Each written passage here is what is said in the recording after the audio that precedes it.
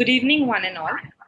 On behalf of XAVIER'S College Science Association, I welcome you to Exordium 2021, our inaugural colloquium for the year 2021 to 2022. I take this opportunity to welcome among us Reverend Father Dr. Dominic Savio S.J., Principal, St. Xavier's College Autonomous Kolkata, Dr. Arup Kumar Mitro, Deputy President, St. Xavier's College Science Association. St. Xavier's College Science Association brings you to Exordium 2021, an engaging, multidimensional science colloquium. The word Exordium signifies a new beginning. In such pressing times when we seek to thrive on turmoil, this event indeed marks a new beginning for St. Xavier's College Science Association's new academic session, with the target of inspiring young minds to be afresh and move forward in their lives with patience and perseverance. Now, I would request our respected Father Principal to inaugurate the event by addressing the audience and inspiring us all with his golden words. So thank you very much. Very good afternoon to all of you, Dr. Arup Kumar Mitra, and all our dear students, and all our guest speakers for this event this afternoon. During these present times, when the living race is fighting to prove themselves the fittest, science has become the shield for our survival. The inquisitive and innovative minds have brought the human race where it is today and shall thus decide where it will be in the future. The St. Xavier's College Science Association is a place where innovation meets reality in an absolute and interdisciplinary way. I would like to thank the Science Association for helping such blooming minds blossom into their full potential so as to take their responsibility to carry forward the traditions of this prestigious society. We now stand at crossroads when the fate of the smartest race has been put to test. We, the masses, are not only suffering from physical agony, but also mental trauma, mostly in the form of depression. Scientists and medical personnel all over the world are fighting out with all their resources and strength against this deadly and rapidly mutating virus, putting their own lives in danger. We already spent more than a year in our first phase of lockdown, where the world has witnessed waves of horror, unknown to the most. As we are moving towards a possible second phase of total lockdown, we need to be mentally strong and physically stable, equipped with the idea that we shall overcome. The world has witnessed other major outbreaks like cholera, smallpox, but none have been so severe. But science has also equipped itself with the new technologies to prevent the possible genocide, and we are still into further advancements. In this present scenario, St. Xavier's College Science Association has been actively carrying out awareness among the people in general by various modes. They have come up with another awareness program in Exordium 2021 with Dr. Preeta Ghosh, research scientist at France, Bangalore, who has been actively involved in the field of bioinformatics research during her PhD and 2 postdoctoral stints regarding genomes like SARS-CoV-2 itself. She is here to enlighten us regarding the possible threats as well as the solution to prevent the same and to guide the students with the research prospects in future. She has also published several lead author and co-author papers. We are honored to have her here among us today. Thank you, Dr. Pritap Ghosh, very much for accepting to be with us today. We are honored. This colloquium is further graced by the presence of Dr. Frederick Sidney Correa, a prominent HR professional and accomplished writer who is here to talk about his new book, Enhance Your Employability with Ikigai, and inspire the students to win at work and in life. We are honored to have him here as well. We thank Dr. Correa very much for accepting to be with us today.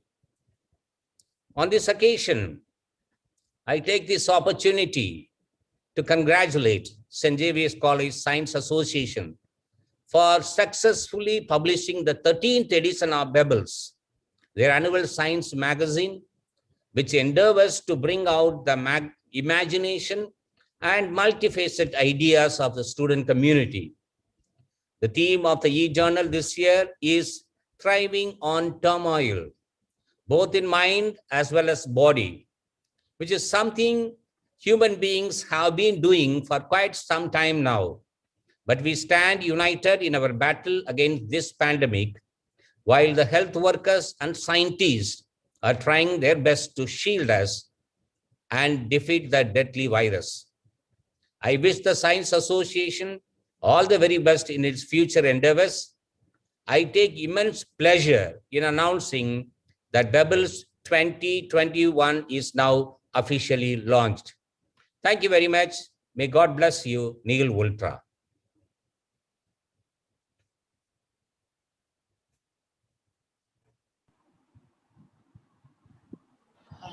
Father, with your permission, we would like to play the inaugural video and present a few glimpses of the magazine to the audience. Sure. Go ahead. Odhiraj, please play the video.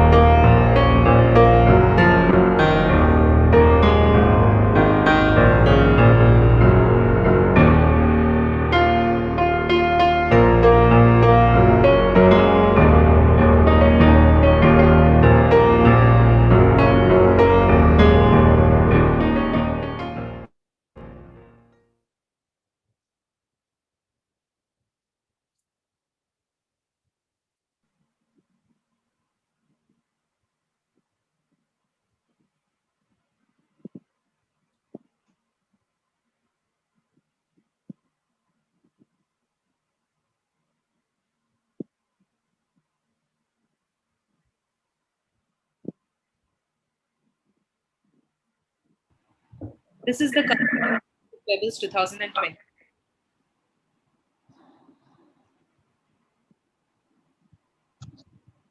Our theme for this year is Thriving on Turmoil. We pay tribute via our magazine. We pay tribute this year to Dr. Dorothy Vaughan, Katherine Johnson, and Mary Jackson.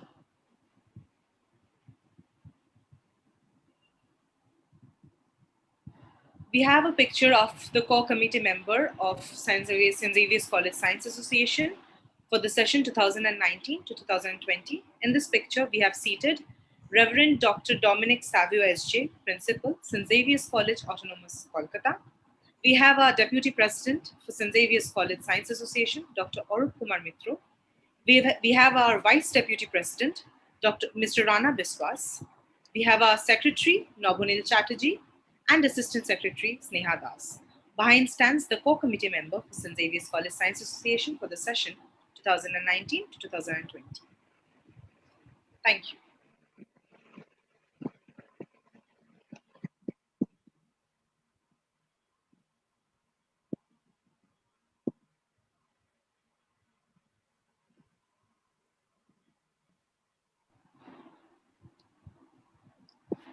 Thank you, Father, for your wise words. We are forever indebted to you for your guidance and support. May your blessings be always rest upon us. Thank you. Thank you.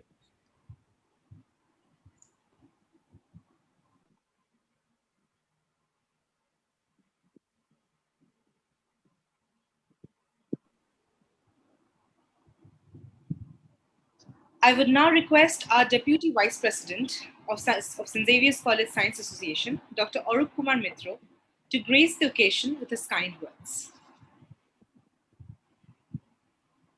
Thank you. Thank you, Sonalika, for comparing this program. At the outset, I must mention that Science Association is thriving with a lot of difficulty, and this year in new normal and COVID turmoil, honestly speaking, I never really knew that this time whether Pebbles, launching of Pebbles or having the particular program which we call Exordium will be a success or not.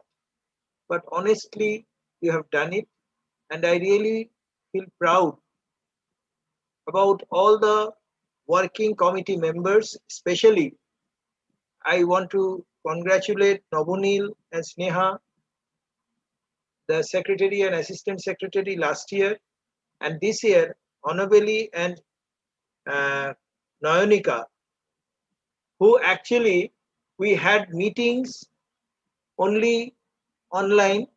We had telephone discussion, but even then, with strong mindset, we could make it possible. So I would like to congratulate all of you to make this program a success.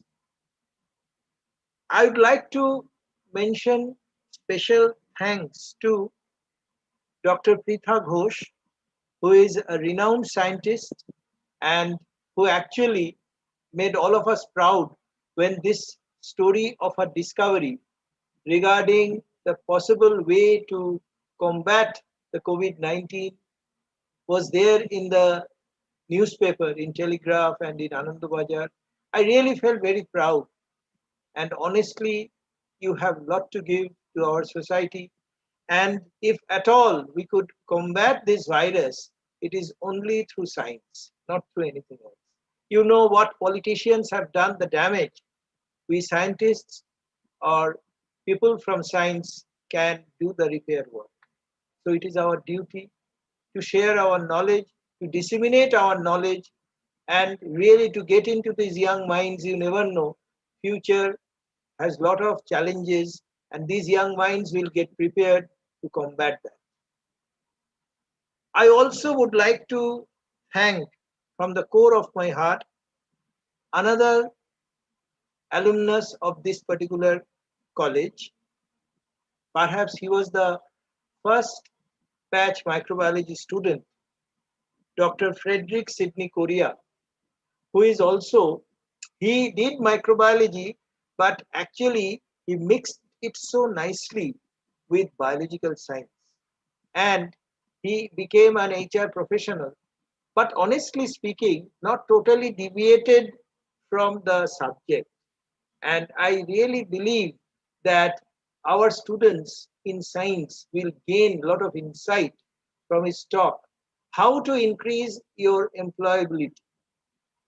Honestly speaking, these are opportunities which a student of St. Xavier's should not waste, because these opportunities are rare, and I feel there is no shame if you learn from your seniors who will actually speak in your own language.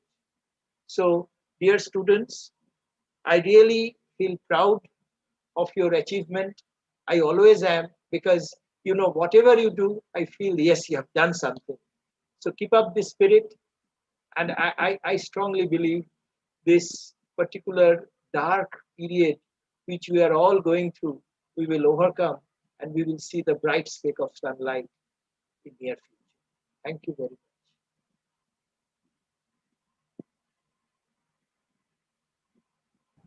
Thank you, sir, for your kind words. I would now like to call upon our former secretary, Nabhunil Chatterjee, We are sorry to say that our Assistant Secretary Sneha Das, who was the Assistant Secretary for the year 2019 to 2020, could not be present among us because of a medical emergency. So she could not be addressing the audience today.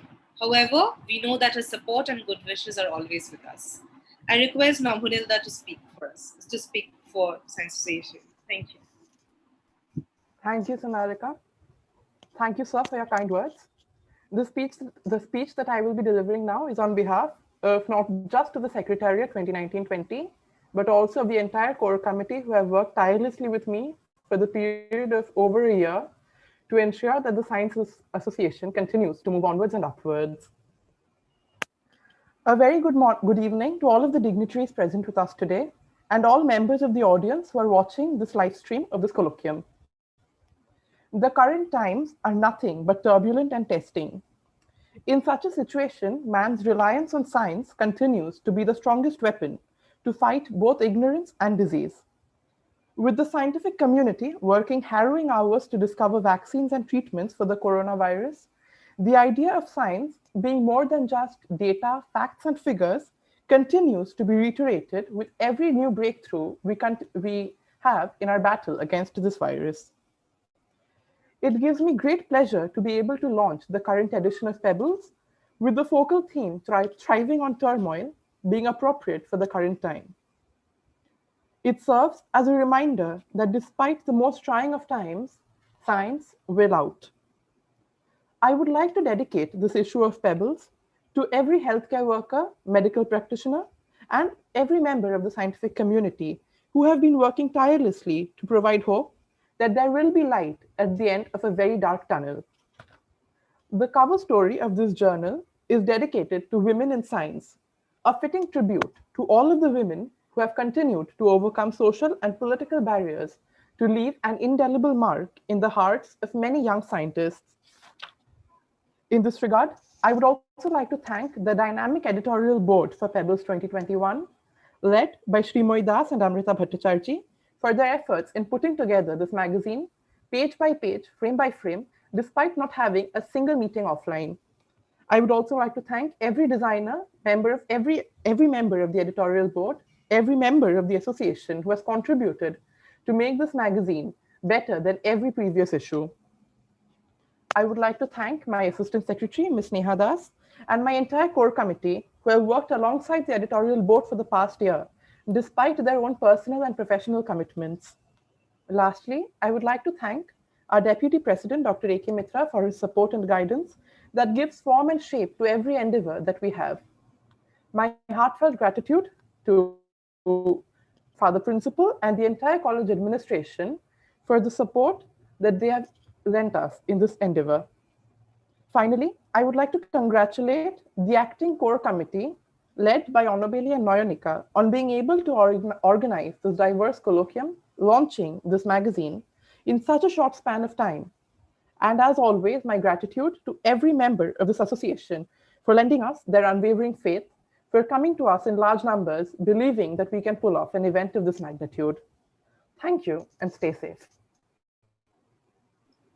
Thank you, Nabhunilda. Now we would like to have a message from the editor's desk for Pebbles 2021 that will be given by our student editor-in-chief, Srimoy Das, followed by Associate Student Editor-in-Chief, Amrita Bhattacharjee. I request you all to kindly address the audience.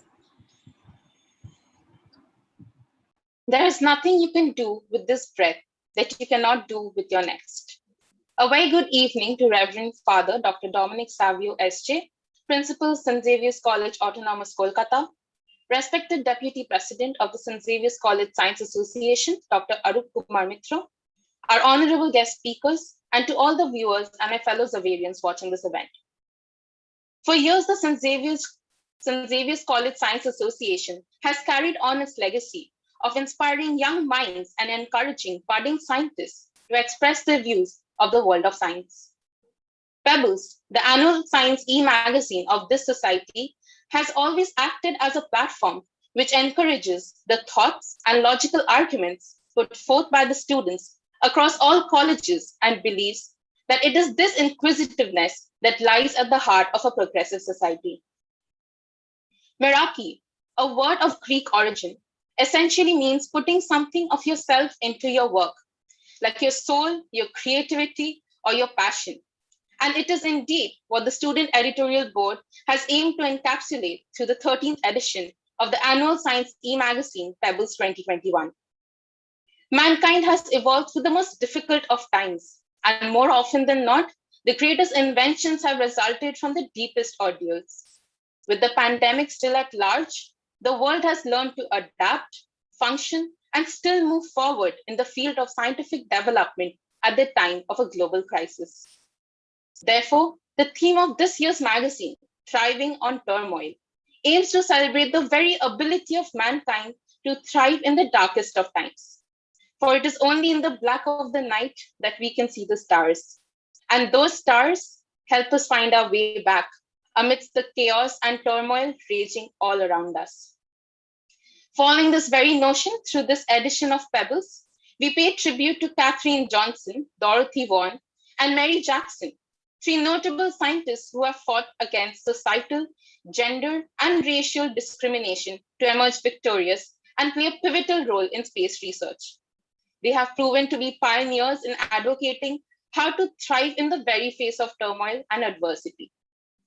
This year, the magazine also has a section called The Other Side, where we take a sneak peek into the other side of one such team of young individuals who are making noteworthy contributions to the field of data science. This section throws light on the whys and hows of building a successful business from the ground up and aims to answer a lot of questions that we, as students someday entering the professional industry, might have. As the posterity of this society and this world, there is one question that is always hidden in plain sight right in front of us. What are we going to do with all this future? Well, there's only one thing to do. It is to learn all we can, finding what inspires us and learning how that fuels our desire to strive for greatness. Or in other words, finding out what we die for and then living for it. But mostly it is about learning to gather the courage and pursue the knowledge that we crave and chasing our ambitions, even in the state of uncertainty. Because all we have is this one life, and what we do with it is up to us. You see, the only thing that stands between who we are right now and what we wish to become is one simple choice: to act, to move, to pick ourselves up every single day with the intent of not stopping until we are proud. Thank you.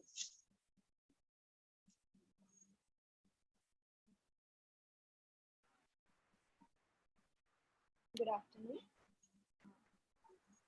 to one and all present today. Amrita, so sorry to interrupt. Could you please higher your volume? Can you hear me now? No, not really.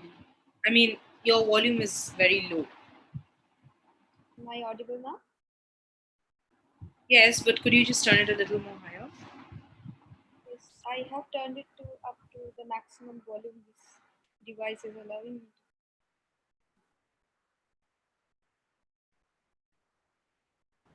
Okay, you may continue. It's all right. Is it audible now? Yes. Just speak a little louder, that'll help. Yeah. Yes. So, good afternoon to one and all present today. In Plato's words, science is nothing but perception. With the world fighting its way back to life, our society aims at bringing the community of students together to perceive a better future with hopeful, tenacious, and inquiring minds as we look forward to this new era of scientific awareness. The cultivation of this magazine would not have been possible without the unparalleled guidance and support of the Deputy President, Dr. Arup Kumar Mitra, the Vice Deputy President, Mr. Rana Biswas of St. Xavier's College Science Association.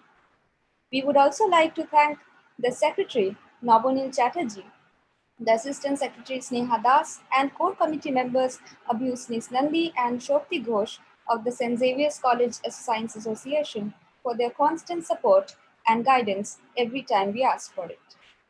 Pebbles 2021 has received an overwhelming response this year in the number of entries, in the form of articles, artwork, doodles, and crosswords, and the final result is a direct reflection of the dedication and hard work by the student editorial board comprising of Abhinandita Sinha, Fatima Intekhab, Riddhi Moitra, Liana Mukherjee, Pragati Sharma, Shalmali Dasgupta, Srijita Datta, Swagata Chakrabarti, and Tanay Thakur. A special mention to the design team of Pebbles 2021, comprising of Adhirat Sinha and Shomi Dasgupta, for working so brilliantly and tirelessly to design and put together the final look of this edition. I would also like to extend our gratitude to the Acting Secretary Onabeli Chandra, the Acting Assistant Secretary Naranika Pramanik, and the Acting Core Committee members of the St. Xavier's College Science Association for hosting this event. I would like to conclude with a message that the editorial board firmly believes in. It says, there is nothing more powerful than a pen with a purpose. These are trying times, and I hope that all of us can get through this together as a community. On behalf of the editorial board of Pebbles 2021, we hope everyone stays safe and healthy. Thank you.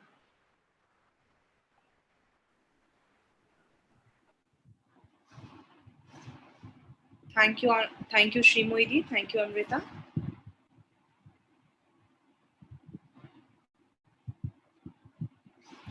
We now have reached the highlight of our evening, something that we all have been eagerly waiting for, the speaker session. We have among ourselves our alumnus of St. Xavier's College, Dr. Preetha Ghosh, who is also a student of Arup Kumar Mitra sir. An ex-student of the Department of Microbiology of St. Xavier's College, Autonomous, Kolkata.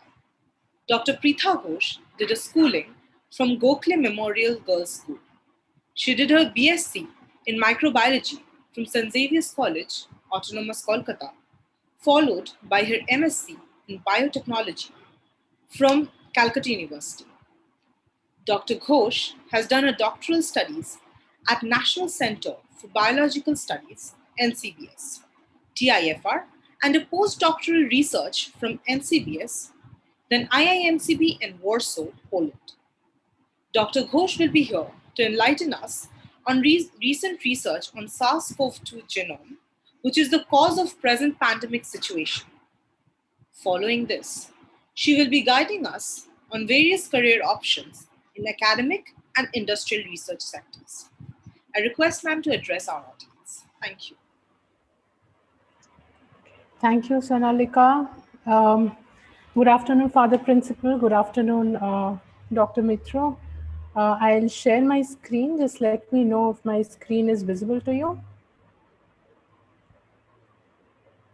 Is my screen visible? Yes, ma'am, it is. Yeah. So I will mostly talk through how my journey has been, and then most of the time allotted to me, I'll like to discuss with all of you. I mean, this has been the tradition in St. Xavier's College from the beginning. Arup sir has been very enthusiastic about us interacting with our seniors, and I can assure you that helps a lot. That has helped me a lot in my journey. And I have been in touch with all my seniors, and they have kept on guiding me whenever I have reached out to them. So I have given my contacts here. Feel free to connect with me on LinkedIn or Twitter, or reach out to me on my Gmail. So I'll start. I started my journey in biology right here in this department. You can see the red arrow mark. That's where we started. So when Frederick's batch, our immediate seniors, and we started, we were the first autonomous batch of St. Xavier's College, and Frederick's batch was the first batch of microbiology. So yes, we worked along with our teachers to set up this department. So that's why it's very close to our hearts still. And I'm sure Arup sir will agree. So I got a lot from this department. Even now, I'm in touch with all of my teachers. I reach out to them for suggestions, and they have never turned me back. This is where I got the platform. I learned how to look ahead and how to just not remain confined to books, but how to read articles, how to make presentations. But even maybe 15 years down the line, when I talk here, there is a lump in my throat always. But yeah, I will take you through how it has been after that.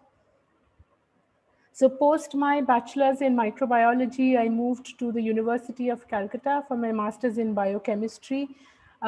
This departmental corridor might be known to many of you. We have a lot of alumnus of this department also in St. Xavier's. I did my master's from here in biochemistry, and then I moved on to do my doctoral studies and my first postdoctoral research on this beautiful campus in Bangalore. The National Center for Biological Sciences, TIFR's biology campus. And this is where I got introduced to RNA binding proteins, when I looked at sequence and structures of RNA binding proteins. And this is my mentor, Professor Sodamini, under whom I did my doctoral and first postdoctoral research and my lab, all thanks to them that I got a quickish PhD and I could do a quick postdoc also. So I will tell you why specifically RNA binding proteins. DNA binding proteins like transcription factors and replication factors, they have been looked at a lot by people. But what has not been looked at by people are that much, at least at that point, 2012, when I started my PhD, was RNA binding proteins. They are gradually gaining limelight, but it was important for us because they meet very diverse functions of this cell, especially because they are proteins like the ribosome and the spliceosome, which are the nerve house of the cell. They regulate co-transcriptional and post-transcriptional gene expression, which is a very important factor for the functioning of the cell, and not only the normal functioning, but whatever irregularities happens, like cancers and all, also happen because of malfunctioning of gene expression.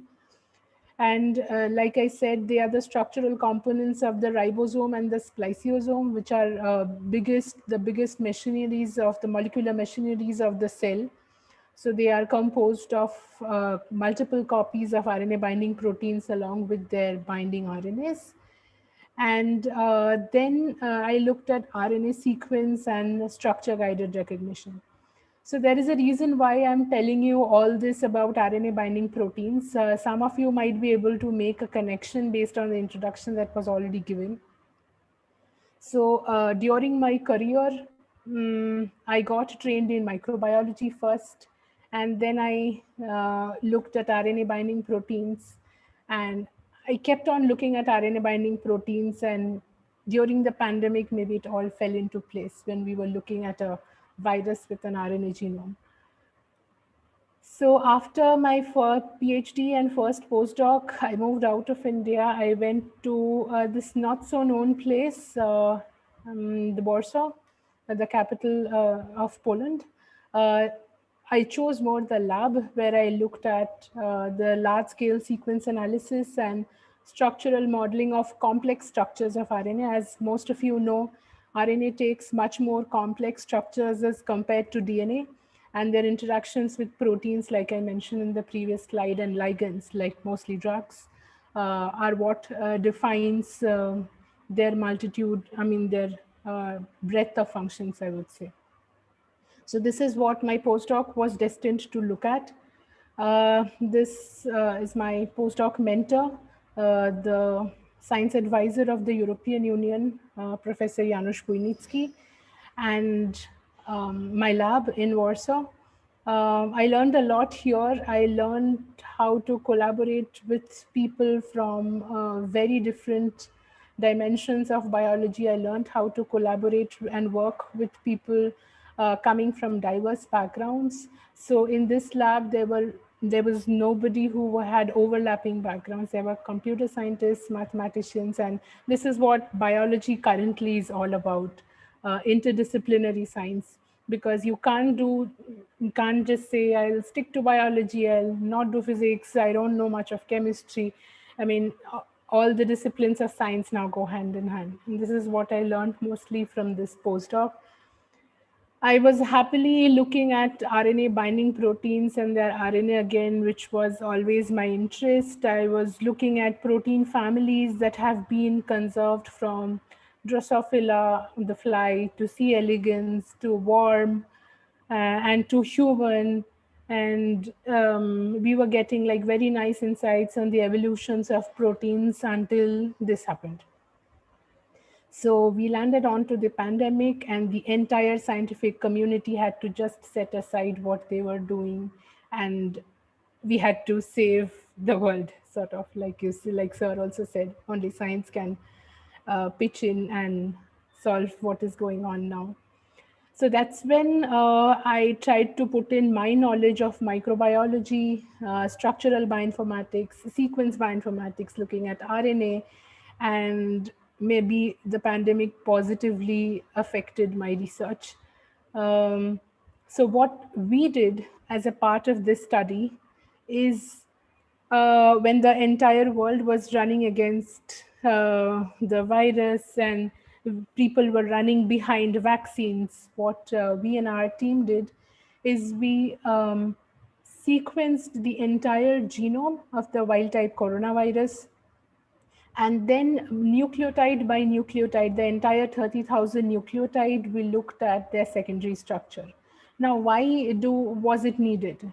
So only if you need to know curb the replication of the virus, you need to know how the virus looks, what are its strengths, what are its weaknesses, where are the pockets where drugs can go and sit.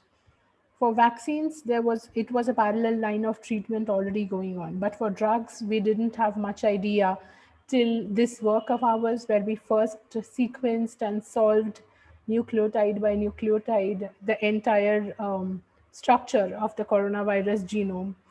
And the experimentally determined structure was then used to make secondary structure predictions, and then mapped onto the genome to identify like structured domains or pockets in the genome where a drug can go and bind.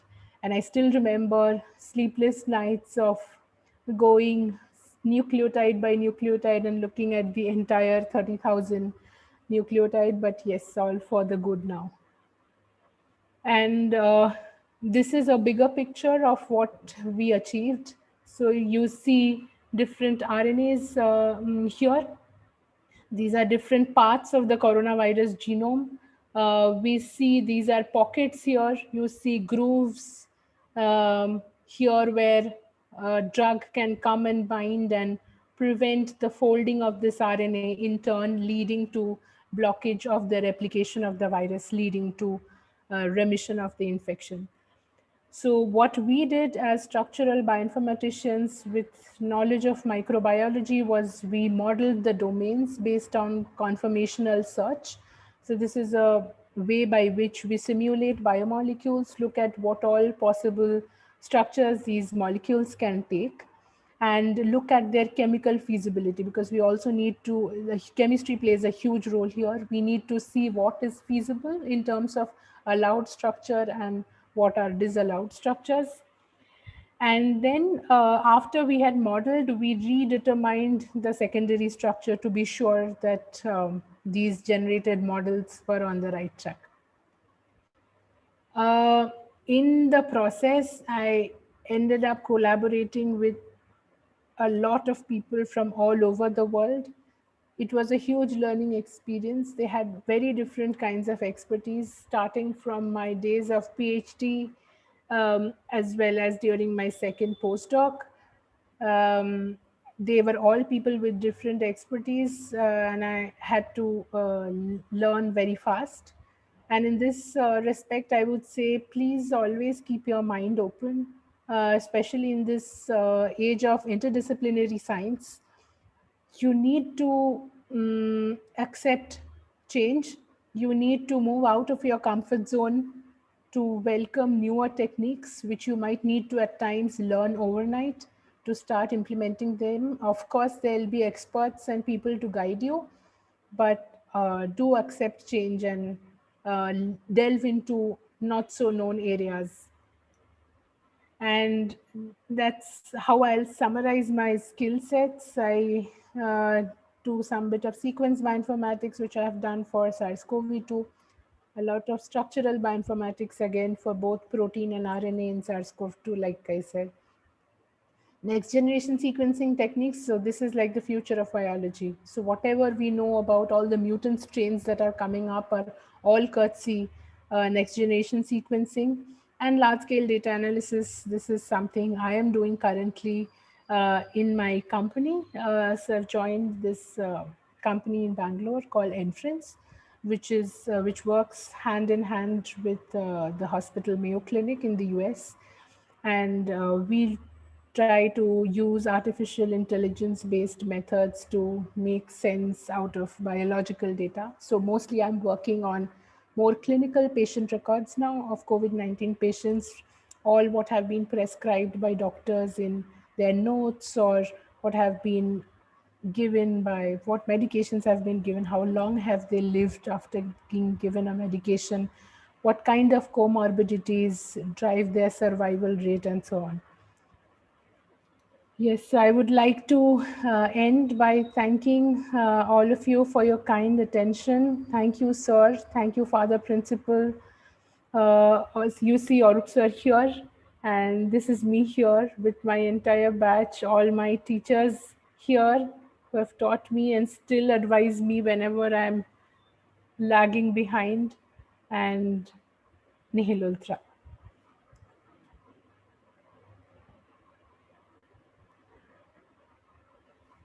So I would like to take questions maybe. Yes, ma'am. Please give us a minute so that we can get the questions. Yeah, sure. With your permission, yes, sir. I am leaving the meeting. I enjoyed sir. your talk. Please interact with the students, motivate them so that they can also have a good career ahead of. Thank you, sir. Thank you so much. Thank you. Thank you. Thank you, sir.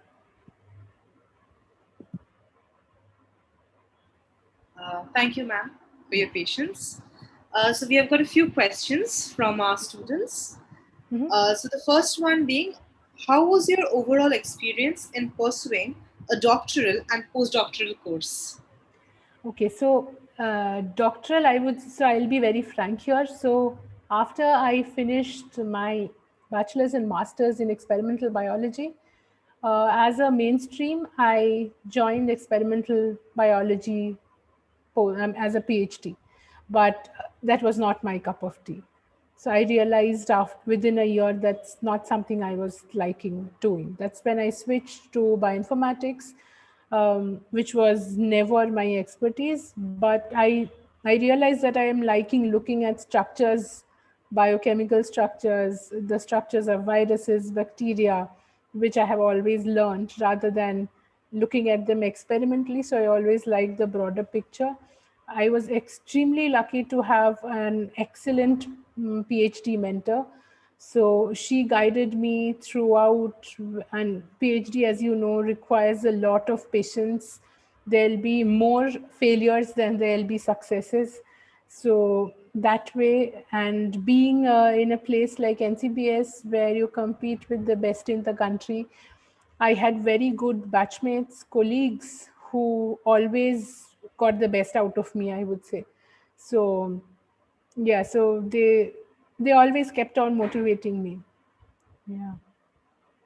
For postdoc, it was quite different. In Europe, the work culture is very different. They are very different from how things work in India. So it was way more professional. So I think I learned a mix of both from both my tenures. Thank you, ma'am. Yeah. Ma'am, sorry, just a second. So the next question is from another student who asks, so the drugs are targeting the virus or the receptors to which they spike binds? Okay, so these drugs are mostly targeting the virus.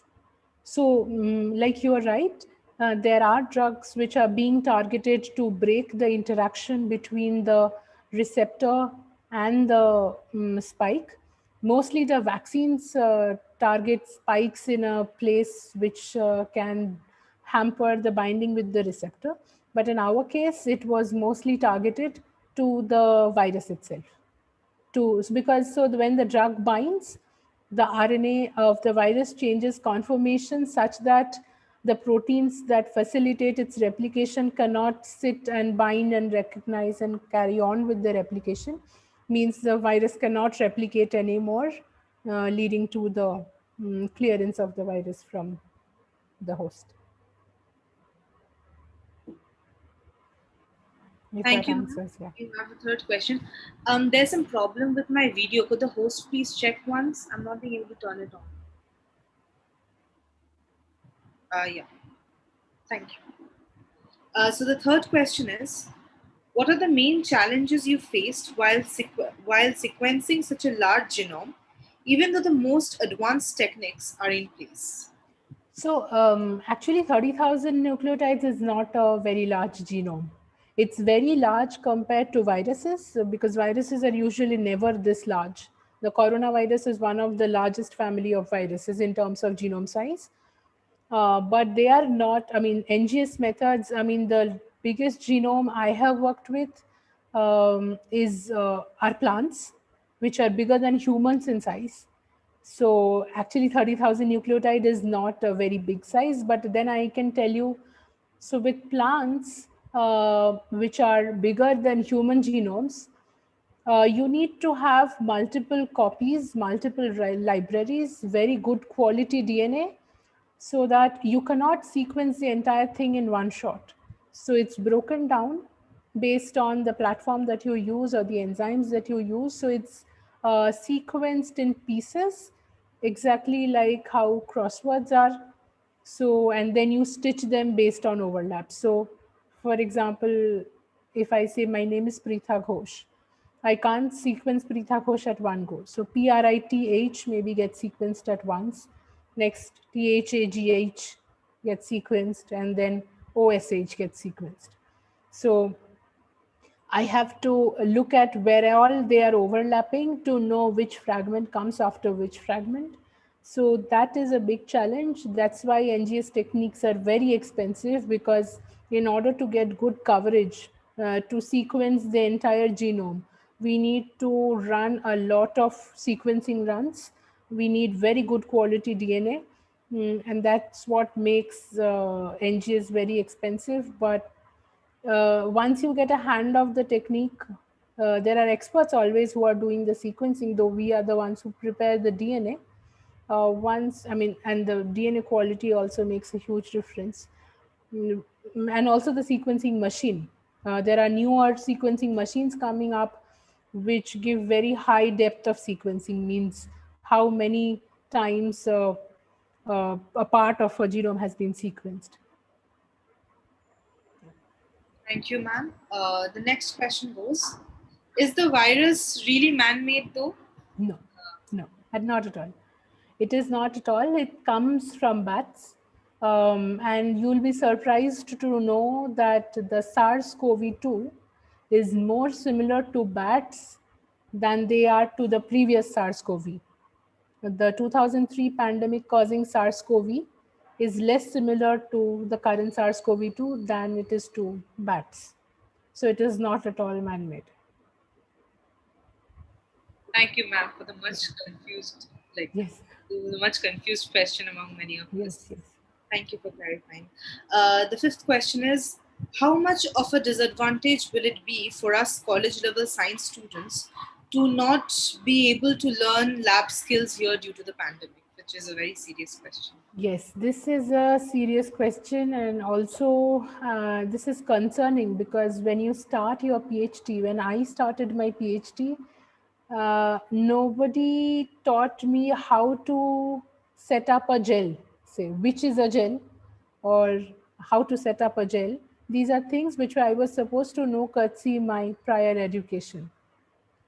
So they taught me advanced techniques as to say how to make a thicker or a thinner gel, as to how to vary the pore size of a gel when I'm loading it. So this is a serious disadvantage at the moment, for sure, because you're not getting practical lab skills. As opposed to that, something which we never had, which you guys have is YouTube.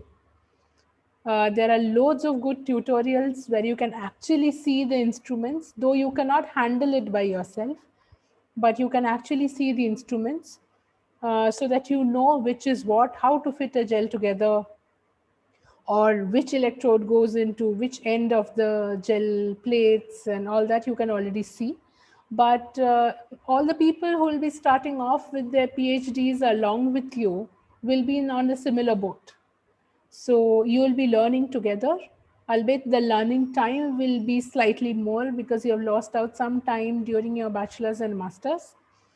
But I would say take this time when you are not able to get done with your practicals to see more and more illustrations, more and more videos. I see more videos coming up every day of practical science who show lab techniques and all, to at least be aware of all the things that are going on, all the kind of instruments that can be used for different scientific measurements. Yes, but there will be people who will be ready to train you. Just do a bit of more background research than we had to do, so that when people are teaching you, when you start your PhDs, you are not absolutely blank. You at least have some idea what they are talking about. Yes, thank you. So another question goes, it's a career related question. It says, I love biology and I'm currently studying BSc in my chemistry honors. How can I pursue a career in biochemistry? Okay, so half my class who were in masters were chemists. So it's not that you have to study biology in order to do biochemistry masters. So nothing like that. So that's one thing. And the second thing is, yes, the way maybe the syllabus of Calcutta University is designed, biochemistry is not 50-50 biology and chemistry. It is a bit more of biology than it is chemistry. But trust me, in the long run, you will see how important a chemist's position is. Because a chemist knows a good deal of physics, a chemist knows a good deal of mathematics, a good deal of biology. So that way, I think a chemist is the best placed amongst all the people from all other disciplines. As of to get through your master's, say if you want to go to something like biochemistry for your master's, use this time to understand the basics of biology. This is something I had seen with my classmates who came from chemistry bachelor's streams. Uh, because the master's syllabus of Calcutta University is massive, I must admit. So you will not have that much time during your master's to understand the basics of biology. So maybe spend this time, you spend your free time. This will take, because you're saving quite some time from traveling also to college and back these days. Spend that time to understand the basics of biology, how the cell works, what are molecules, what are proteins. These are the most important things. So even though you know the chemistry, you don't know how it is in the biological context. So learn a bit about proteins, amino acids, carbohydrates, lipid molecules, the cell in general, how it functions, and the rest all you will be at par with all your colleagues who come from biology. Thank you, ma'am. The other one says, won't a lot of medicine need to enter the system to target this virus? What have been done to counter or reduce the side effects? Uh, Side effects? Oh, yeah, this is so the most important thing about side effects which can be dealt with is clinical trials, as opposed to previous viruses for which vaccines and drugs have been developed. We didn't get that much time to we didn't get that much time to deal with the side effects this time. But we can assure you that all the drugs that go into clinical trials and are then marketed have a minimum of side effects. Of course, it will be different from human to human because every body is different. There'll be something like fever or nausea or vomiting which allergic reactions which will come. So before you take a drug, always consult your doctor, because you might be having something really rare which other people don't have. You might have some allergy which is very rare and which was not taken into account while designing the drug. The composition of the drug might be not the best for you. So yes, I mean, but almost all the drugs that go into the market have been already screened for minimizing the side effects. Thank you, ma'am. The next question has got several parts. It says, is it possible to reduce COVID-19 to zero? Like, is it absolutely possible to kill a virus? Is a virus living or non-living? How did they originate in the first place? And is COVID-19 a newly made virus, or was it present in some form for many years? Okay, I'll go one by one. So virus, living or non-living, this is one of the, I guess, fundamental things in virology. The virus is not living outside a host cell and it's living inside a host cell. So it means a virus cannot replicate outside the human body or the host's body, in this case human. And it can replicate only when it's inside a host's body, because the virus does not have all the machineries to need, which are needed for its replication and thriving. So it needs a lot of host factors like replication enzymes, a lot of host proteins to thrive there. So it does not live outside the cell, it lives only inside the cell. It is not possible to kill a virus completely. Yes, like that's the answer. Coronavirus or any other virus for that sake will never be completely gone. And that's the precise reason why existing viruses change over time, adapt to different conditions, and come back in a completely new avatar. That's what exactly has happened here. The coronaviruses are one of the largest family of animal viruses. They were never gone. They just keep coming back in different disguises, different avatars, as you say, by mutating over time in different hosts. Previously, it was in bats. From when humans started eating bats, it came to humans and changed itself to adapt to the human body. And that's why first human don't die. And it's not completely novel. Its nearest neighbors were there, they are still there, and they will be there. And that's why most of the research that is going on now is to curb the spread of a recurring pandemic. Did I miss on something, Sonalika? No, ma'am. It was absolutely fine. Thank you. There's another question. We'll try to wrap it up as quickly as possible. Yeah, no problem. It says, did you request special permission to sequence the genome? Is this possible in college laboratories in India, like at St. Xavier's College? No. So there are special sequencing machines. There are special sequencers, and especially in India, there are only specific labs especially for viruses. So in general, okay, next generation sequencing can be done only using special equipments called next generation sequencing platforms, like the Illumina HiSeq or the Roche. These are special machines which are extremely expensive and either are funded by the government of India or comes from funding from private organizations, and are present only in specific institutes or labs who specifically have funds for them. My PhD institute had a sequencer, had multiple sequencers actually. That's where we did all our sequencing. I am not aware of any college per se having their own sequencer, because these are extremely expensive and most colleges don't get funding for this much funding for research. Secondly, what was that you asked? Okay, so for sequencing of viruses, in India, viruses can only be handled in biosafety levels 2 or higher. And NIV Pune, the National Institute of Virology Pune, they have special permissions for it. So does the Serum Institute of India. So you cannot handle human viruses or lethal viruses like this in normal laboratories. You need specific biosafety level labs for doing handling viruses, even if it's sequencing, any kind of assays, everything.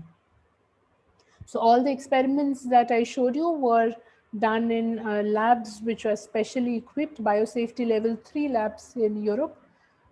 These were done in Netherlands, where they had special permissions from the European Union to do these sequencings. Thank you, ma'am. And I mean, just to add to it, I mean, in general, this pandemic is different, but at any point, if you want to sequence a viral genome, you don't need special permission every time to go to people and ask. But here, because the time was less, efforts were concentrated, every effort and time mattered. That's why there were central registries who were keeping track of which virus is being sequenced when. Yeah. Thank you, ma'am. Another question goes, why is the using of calcium chloride in ammonium sulfate for salting of proteins not used to eradicate coronavirus? Okay, because coronavirus is inside your cells. So you use calcium chloride and sodium carbonate to precipitate proteins that is inside test tubes and ependors, not inside the human body. So if you use calcium chloride and sodium carbonate inside your cells, not only, okay, the virus will be dead, but you will be half dead too, because it will be equally affecting the viral proteins as well as your proteins. Thank you, ma'am. Okay, we have we have another question. Are not coronaviruses sensitive to heat? Because this is what we have heard for a certain period of time. But how did they come into human body via food? Because food is usually heated before eating. Yes, so that is one thing. But then this came while a certain sect of people were eating raw meat.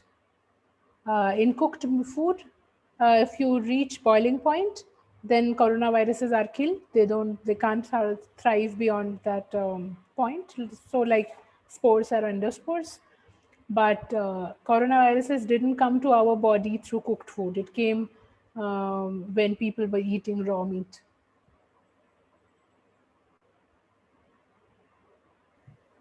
Thank you, ma'am. Why bats can harbor many potential pathogens in their microbiome, but still they manage to survive this long? Okay, so bats also die. I mean, they are also equally affected by coronaviruses. Just that, so I know a lot of my colleagues who do behavior experiments, so animal behavior, where because we cannot distinguish between which bat I had looked at yesterday, right? So they tag each animal, like bees or bats or mouse, with paints, uh, so not to negatively affect them, but for the sake of experiments. So if you inject coronavirus in a bat and mark that bat amongst all the other bats, so over a period of 14 to 15 days, you can track that bat and you can see they also develop symptoms and eventually die because they don't take medicines like us. So yes, so when they are infected, they do die, but all the bats who live long are the healthy ones. So if you track a particular bat over time, you will see how long they live. I wish anyone was interested to do that. They might. I mean, quite a few people I know do that. Yeah. They look at bats. So, I have a serious question with me that Yes. how is this virus mutating? Like, this is the triple mutant. Why is the second wave into life again? Okay, so the thing is, uh, all the vaccines that have been designed till now, they were designed based on a certain pool of mutants. And the newer strains have some mutations against which the vaccine is not the best measure. Till newer vaccines come up, these are going to thrive. But all the viral mutations, they are spontaneous.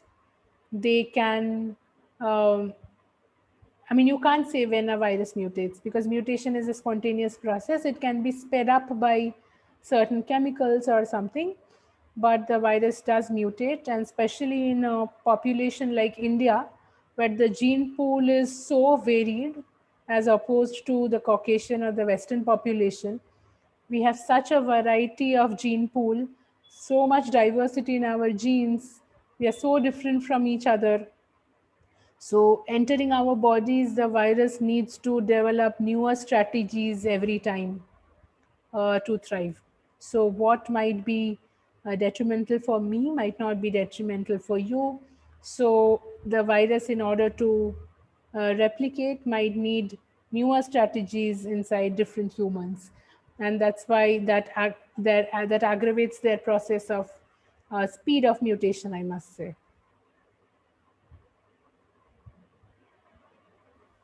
Thank you, ma'am.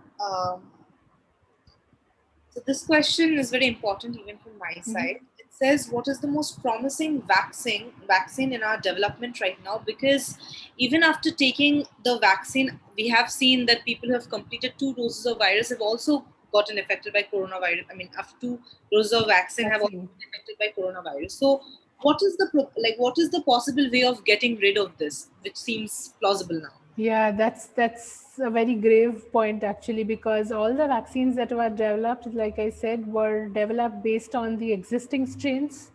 As more and more mutants come up, there are like the South African strain or the Bengal strain, Indian triple mutant as it called. There are insertions and deletions in the genome.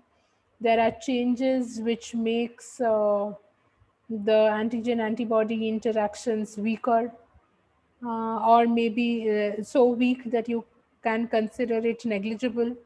So for all the previous infections for which vaccines were developed, we already had a huge amount of sample, a huge amount of variety of the virus, which we already knew when before scientists went on to develop vaccines. In this case, it was the need of the hour. So whatever sample we got, the scientists started making vaccines. But there are newer and newer strains coming up which were not pre-planned while making the vaccines. So the only way out is, I know a few companies are now starting to market drugs. So drugs may be a way out. It's something I also worked on, and newer vaccines, and people staying at home and maintaining social distance.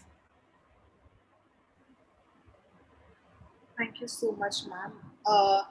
Recently, it's been said that the virus is turning out to be airborne. Is this true or is it just a rumor? No, it's not a rumor. It's not a rumor. There is a scientific paper in the Lancet which confirms the fact that, so they have proposed, it's a big journal, very less chances that it will be a hoax. They have proposed, but we have to wait till somebody else confirms it. But this was also proposed by a group in the UK, if I remember correctly, while the first wave was going on in India, that these are airborne, but they did not have sufficient evidence. But the current paper in the Lancet has quite concrete evidence of it being airborne. But we have to wait and see till other people prove it actually. Thank you, ma'am. We'll wrap up with 2 last career guidance related questions. One says, is switching from microbiology honors to Msc in biotechnology beneficial for future interdisciplinary research? Yes, absolutely. So biotechnology, so there are 2 things. There's a Bachelor of Science in Biotechnology and there's a Bachelor of Technology in Biotechnology. So if you want to go into full-time research, I would suggest to move towards BSc Biotechnology more. Because you're talking about doing it, or rather MSc in biotechnology. You're talking about a master's in biotechnology, yes.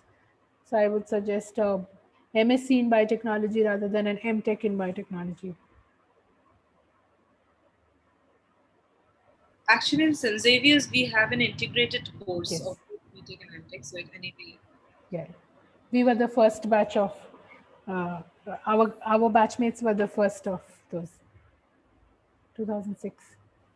The last question for the session. It says, I'm currently doing BTech in biotechnology. Can you please guide me what to do after I complete my BTech? So I think you already have answered this. Yes, I mean, this completely depends on the person's interest. They can either go into mainstream research, like after a BTech, MTech, or a BTech and a PhD. But if you want to go into research, I would say directly go into research post your BTech.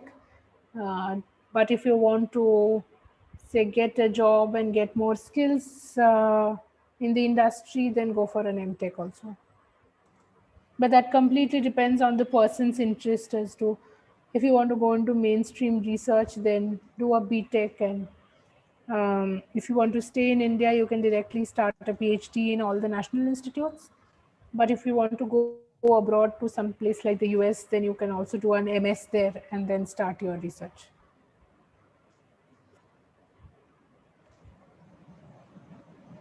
Thank you so much, ma'am, for taking out And the time. one more thing, I think in this context, I should mention, which I tell people from time to time. PhD is a long-term commitment. You might, because there are so much failures as compared to success, you might become fed up and tired of it after a point. So I would suggest that if you are not absolutely sure, especially people in the current scenario who are not exposed to lab work, unless you actually do work in the lab, unless you actually encounter failures of experiments, you will not know whether you would like to do research long term, because PhD is a long-term commitment. So if you start a PhD and 3 years down the line you don't like it, then you have lost 3 years. You have some experience, but you have lost 3 years and you exit there from there without anything. So you're still a master's. So especially people like you at the current scenario, unfortunate consequence of events, who are not getting exposed to projects and lab work like we did, I would say go for these small internships or being a junior research fellow somewhere. See whether you actually like doing research full time. Maybe you'll realize that yes, maybe it's as fascinating as it sounded from textbooks, but others might feel like, no, no, no, I can't deal with this every day, getting up in the morning and thinking of failures. Then I would say don't waste your time. PhD is not the end of the world. Take alternate careers. But if you like doing it, then take the traditional path. Do a PhD and then decide what you like. Thank you, ma'am, for your enlightening words. And I also thank Thank you for coming here and holding the session.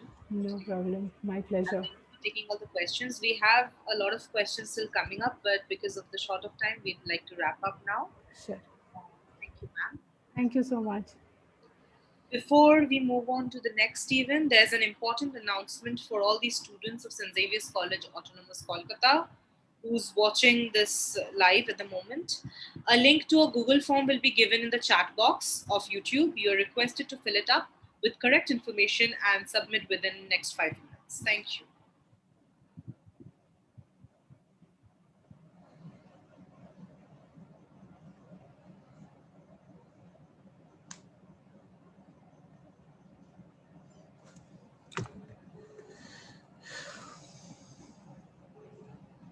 Hi. So I just got a call from Nayanika. She said that we wanted to do my session earlier. So I'm here. We can do mine, or whatever you, or if you want to, have. I don't buy a filler. What do you mean? This was a Google form for the credits. We just wanted the students to fill it up. It will just take 5 minutes and then we can begin with your session. Sure.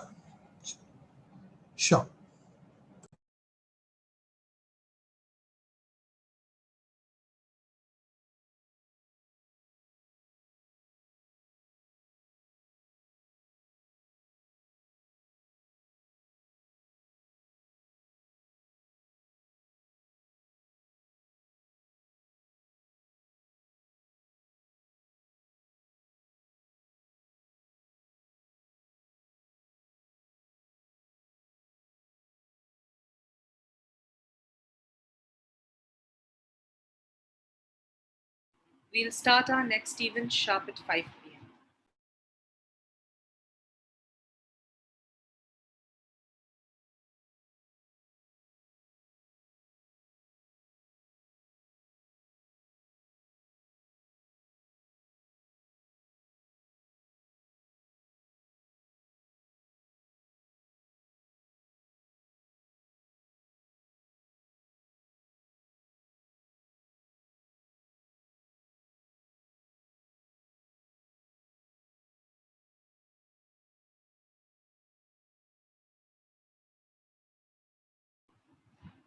Okay, so let me just announce the next event before we move on to the session with Dr. Correa. We actually have a very exciting event. So, yeah, we will like to shortly announce the winners of our inter-college photo story competition, which we named as the Shutter Stories. The entries have been overwhelming. Let me just first say that there have been so many entries that we have been overwhelmed, and we are grateful to Mr. P.R. Chakraborty, who is an Australian nature photographer who cared to judge the events for us, who cared to judge the submissions for us. So we'll now begin with the results. Please give me a minute.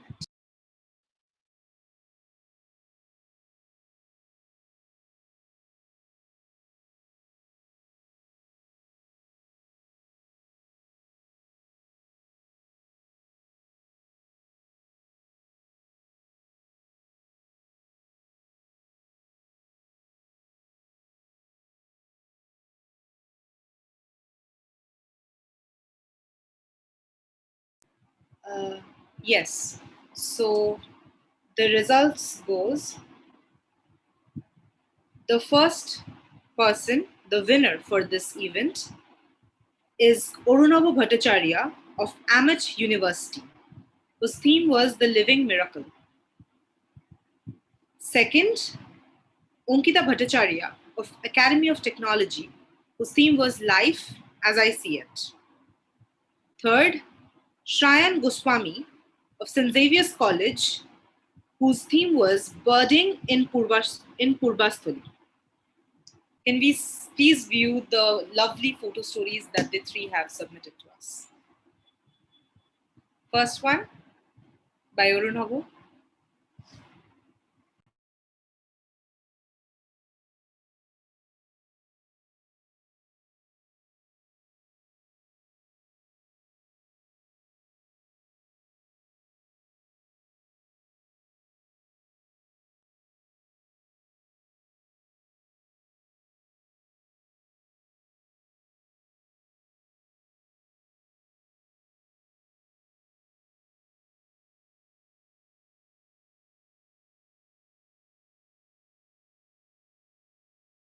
Second by Ankita.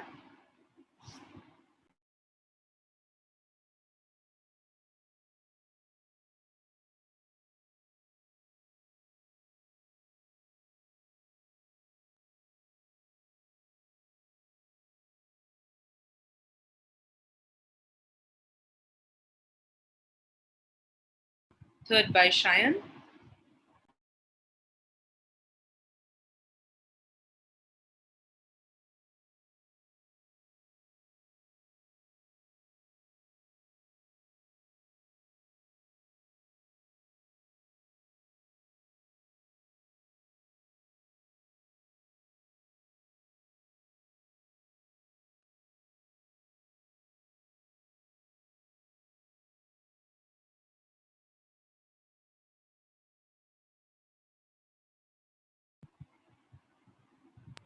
We had seen some lovely photo stories. Before we wrap up this session, I would just like to make a small announcement that apart from these three stories, we'll have other seven photo stories that we'll be selecting, and it will be going forward for another upcoming event which we are planning for content writing. So this is just a short notice for all the participants who had taken part for the Shutter Stories. We'll be now quickly moving to our next session, which we will be having with Dr. Correa. So now we have among ourselves another alumna of St. Xavier's College, Dr. Frederick Correa, who is a seasoned HR professional who leads the function at a prominent, continuously managed, diverse financial and consultancy house. While Dr. Frederick started his professional career in the field of HR in 2010 in a startup at SHRM Biotechnologies, he actually entered the world of training and development at the age of 16, when he represented India as a youth ambassador at the United Nations. He has been invited to various international conferences by UNDP, SIDA, and ICAP. He has received accolades like being among India's 50 best human resource leaders in 2021 by being featured in Forbes India magazine. He is also the author of the upcoming book, Enhance Your Employability with Ikigai, a simple 7-step program to win at work and in life. Dr. Korea, I hand this session over to you. Thank you. Hi. Hello, everyone. First and foremost, it's always a delight to be coming back to St. Xavier's College, where it all began. 2005 to 2008, 3 years I spent in St. Xavier's. Yes, of course, being the first batch of microbiology, we did do a lot of things. And quite honestly, 15 years later, when I'm back, of course, I would have loved to have come back to campus and had this discussion in person, but we'll use this platform. Of course, that's the new way. The world has changed, and that's the change which we all have to accept. And I'll start off where Preeta left off and where Preeta ended. And let me share with you, my doctorate is not in microbiology or biotechnology or the sciences. It's in management, and it's in social sciences. So I'll share my story, and I'll tell you how my journey went. And of course, like Preeta said, if the lab is not your thing, then if you're one of those guys, and of course this does apply to everyone else as well, but definitely you're going to find a lot of let's say synergy with what I'm talking about. So like every science student in Bengal, you either become a doctor or you become an engineer, and that's the kind of environment, and that's the kind of society where we come from, and that is generally what is accepted. So a lot of folks generally first do their graduation in whatever areas which they perceive they are good at. Also, there's a lot of competition in colleges these days, so it's more about getting in the right college. And sometimes you compromise on the subject of choice, and sometimes you just go by a subject. And quite honestly, with the way the system goes, and with the kind of cutoffs out there, and with the aspirations and people not really knowing what to do, they tend to do a graduation in pretty much a subject which they get admission in, or for whatever reason, depending on their score, whichever colleges they get into. Now, the decision to choose a career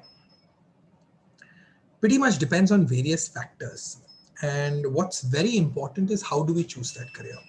So I will share my story. I graduated in 2008 from microbiology. I knew one thing, that I didn't want to get into a lab, right? Of course, I enjoyed the subject, and I was fairly good at it, but I did not like the lab. So I knew if I wanted to pursue a career, I would like it to be, of course, in the allied field of biosciences, of course, but most certainly I don't want to do a lab job. So I got admission in Amity. Of course, the kind of university they have, a private college, scholarships, a lot of things, and most importantly, that was one university where you would go and you would get a job. As you have it in life, I went over there. I finished my master's in biotechnology, got placed in a pharmaceutical company in between Baroda and Ahmedabad. There are quite a few, but I will not take their name because I was there only for a month. And this is not something you'll find on my CV, and I'm sharing this with you so you understand. And that was a job which everyone in my batch would have given an arm and a limb for, right? I was in quality management systems, and we were working with an HPLC, and you all know that's fairly expensive equipment, and we're not going to get to use it unless you're in this research lab, or you're in a organization which generally requires this. So of course, fantastic, but unfortunately I found myself in a 6x4 room, an HPLC machine, and all my job was fairly simple. The batch would prepare the active pharmaceutical ingredient, and a sample would come. I had to run it through the machine, and there would be certain inputs, there would be certain results based on which I would generally give my feedback. What should be done to alter the batch? Quite honestly, and I'll be very honest with you, honestly, with the kind of seasoned professionals you have, there was very little input I had to give. Generally, everything would have been within order. Of course, you can understand the kind of scale and kind of size, they cannot afford it not being in order. So, but it was a very comfortable job. It was, decently paying, about 25,000 rupees. And I'm talking in about 11 years ago, decently paid, say 40, 50,000 rupees in today's money. Decently paid job. But, I enjoyed the first month and the first few weeks, when everyone phoned me and said, damn lucky, what a job. Yeah, this is what you're doing. And, we would have loved to have done it. Yeah, you enjoy all of that. 1 month later, I started realizing, is this what I want to do? I started off, I took biotechnology for one simple reason. I didn't want to stay in a lab. I'm not in a lab, but I'm in something which is so close to a lab. Now, what do I do? And I was very fortunate at that point in time. And when you study in Calcutta University, and when you study books like Void, etc., in graduation, then masters becomes a walk in the park, right? And of course, we were from Calcutta University. We were the first microbiology batch, but we were the last batch of Calcutta University. So the standard and the way you need to prepare yourself to get a first class in Calcutta University is, you need to read books like this, and you need to prepare yourself using such, foreign authors, etc. Otherwise, you're not going to get a first class. So when you have that kind of preparation, my master's was fairly easy, and it was a walk in the park.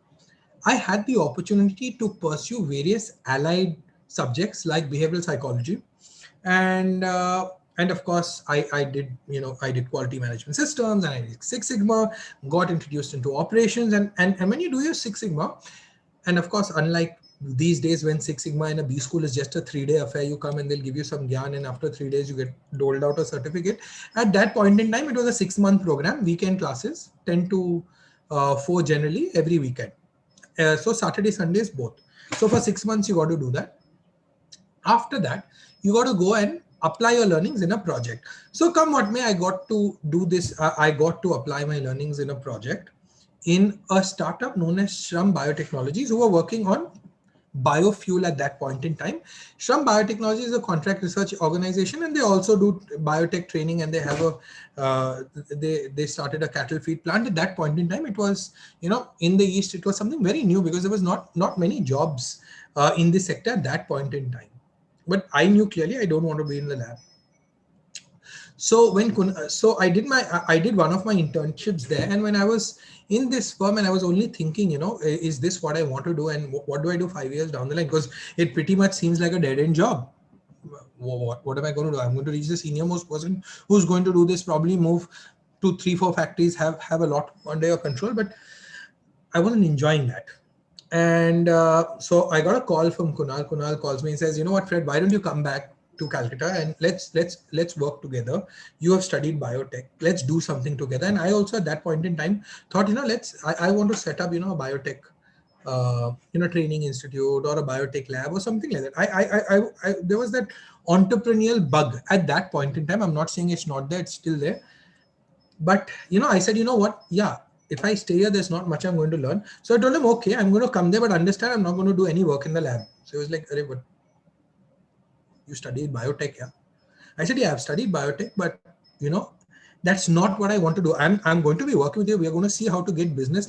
Let's commercialize. I see, my focus has to be on how can we use biotechnology. But at the end of the day, I am half Gujarati. There has to be economic sense in what I do.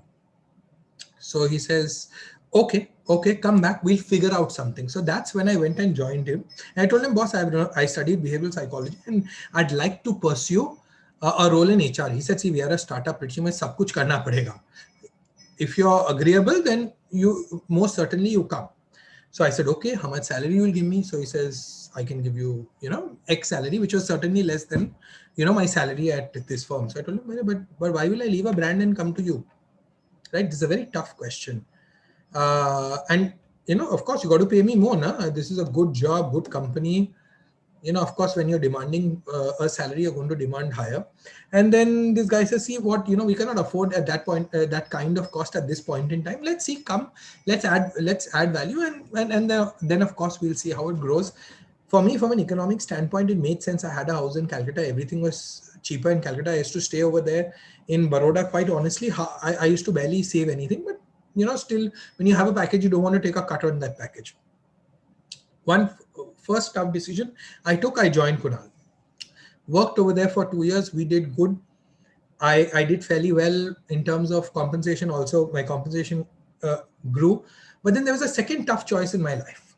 And I said, you know what? I now realized what I want to do. So till now, I was just going with the flow. But then I realized HR is something what I like. I'd like to pursue this as a career. And this was the second tough choice which I had to take, because then Kunal tells me, and Kunal is a dear friend, mentor, guide. He's helped me quite a bit.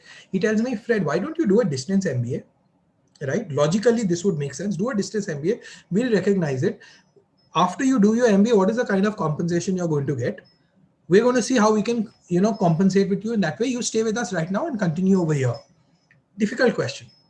Difficult position again. Why? Because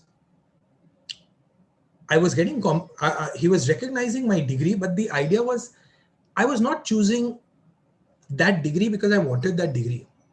I wanted to take up HR and I wanted to take up that degree because I wanted to learn the subject, right? So difficult question, fair enough. Honestly speaking, even after I passed out of college, the first job I got, had I been in this organization and continued for 2 years in the third year, probably I would have been at a higher compensation than I was after my MBA. But then again, the reason I'm sharing these stories is for you to understand that you need to have clarity, what you want to do in life.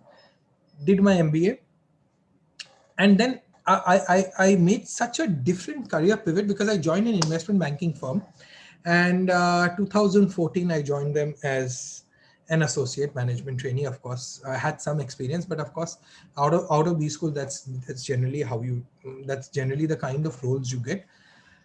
7 years later, today I'm leading the function at Darashaw. Other than when I started taking over the legal aspect as well, and I also look at the legal side of various affairs. So I did another master's in labor laws. And there's one thing which I realized in my journey so far. And there was another tough question, which also during my MBA, I had to answer when a lot of people were telling me, you've taken an education loan. You speak well, why don't you take marketing? Right? This college, so Goa Institute of Management was pretty good. So finance and marketing companies, they remunerate fairly well, and the kind of roles you get at GIM are fairly good in these lines. But I said, no, I want to take HR. Even if I have to take honestly speaking, 30-40% lower salary to start my career, this is the line in which I want to get into. A lot of people didn't take this decision for whatever reasons. One is they had an education loan. Two is there's this fear, that what if I get a job or I don't get the job of my liking, etc., etc. Fortunately, the right word is good ka pani maine piya tha. So I had gone there. I had done various things. I understood what I wanted to do, and that is something which I think prima facie was the most defining point for me in my career, that I recognized what I wanted to do. Of course, a little late, but the moment you recognize that, no matter what the world tells you, you focus on that, right? 7 years later, while I'm on a professional front leading the function for this investment bank, imagine a microbiologist, biotechnologist is leading an HR function completely unthought of, I won't say unheard of, in an investment banking firm. Also when I say investment banking, we also have a consultancy piece where I'm working very closely with a lot of engineers, etc., and we're doing various works. We're working on various projects like smart cities, etc. So that's the kind of work I'm doing today. Very different from where I started off. But there was a bug in me that, what, I was able to do this because I realized what I wanted to do. Many people just go with the flow. And that is when I decided I want to do a PhD on employability studies, right? And I started my PhD in 2016, and I wanted to figure out what are these factors. So I'm just going to share a few lines with you, and then of course I'm going to open this panel to questions, because I want to take questions and clear your doubts. Now, in terms of employability, there are two major factors. One are the proximal factors. Proximal factors are the factors which are in your control, and the other is the distal factors. The distal factors happen to be the kind of environment you find yourself in, because that also shapes your learning, right? And while you can't control the distal impacts, of course, you can to an extent, depending on how hard you work, the kind of score you get, and what kind of institute you get into, and what kind of organization you get into. So, of course, you do have some control on it, but the maximum control are on the proximal aspects, which include the kind of skill, knowledge you have in a subject, your emotional intelligence, your EQ, your communication, various aspects which are in your control. But all of these things point out to one thing, that career clarity is the single most or is the biggest driver for success. So those people who identify what they want to do much earlier in their careers tend to be more successful than others, right? Is it a secret? Not a big secret. Do you need to do a PhD to figure that out? Quite honestly, no. But the idea was not to do the PhD to figure this out. The idea was to do a PhD to figure out what are the factors, what are the tools you can utilize, so you can present it to the mass so that they can actualize their potential by finding or getting career clarity. And I went into my journey to do my PhD. 3 years later, published my first paper. I published a few papers. I got a couple of papers which are Scopus indexed as well. But quite honestly, nobody reads that, right? Especially in the space where I come from, management, from the management sphere. It's only your colleagues, it's only academicians who would be reading these research papers. So what do?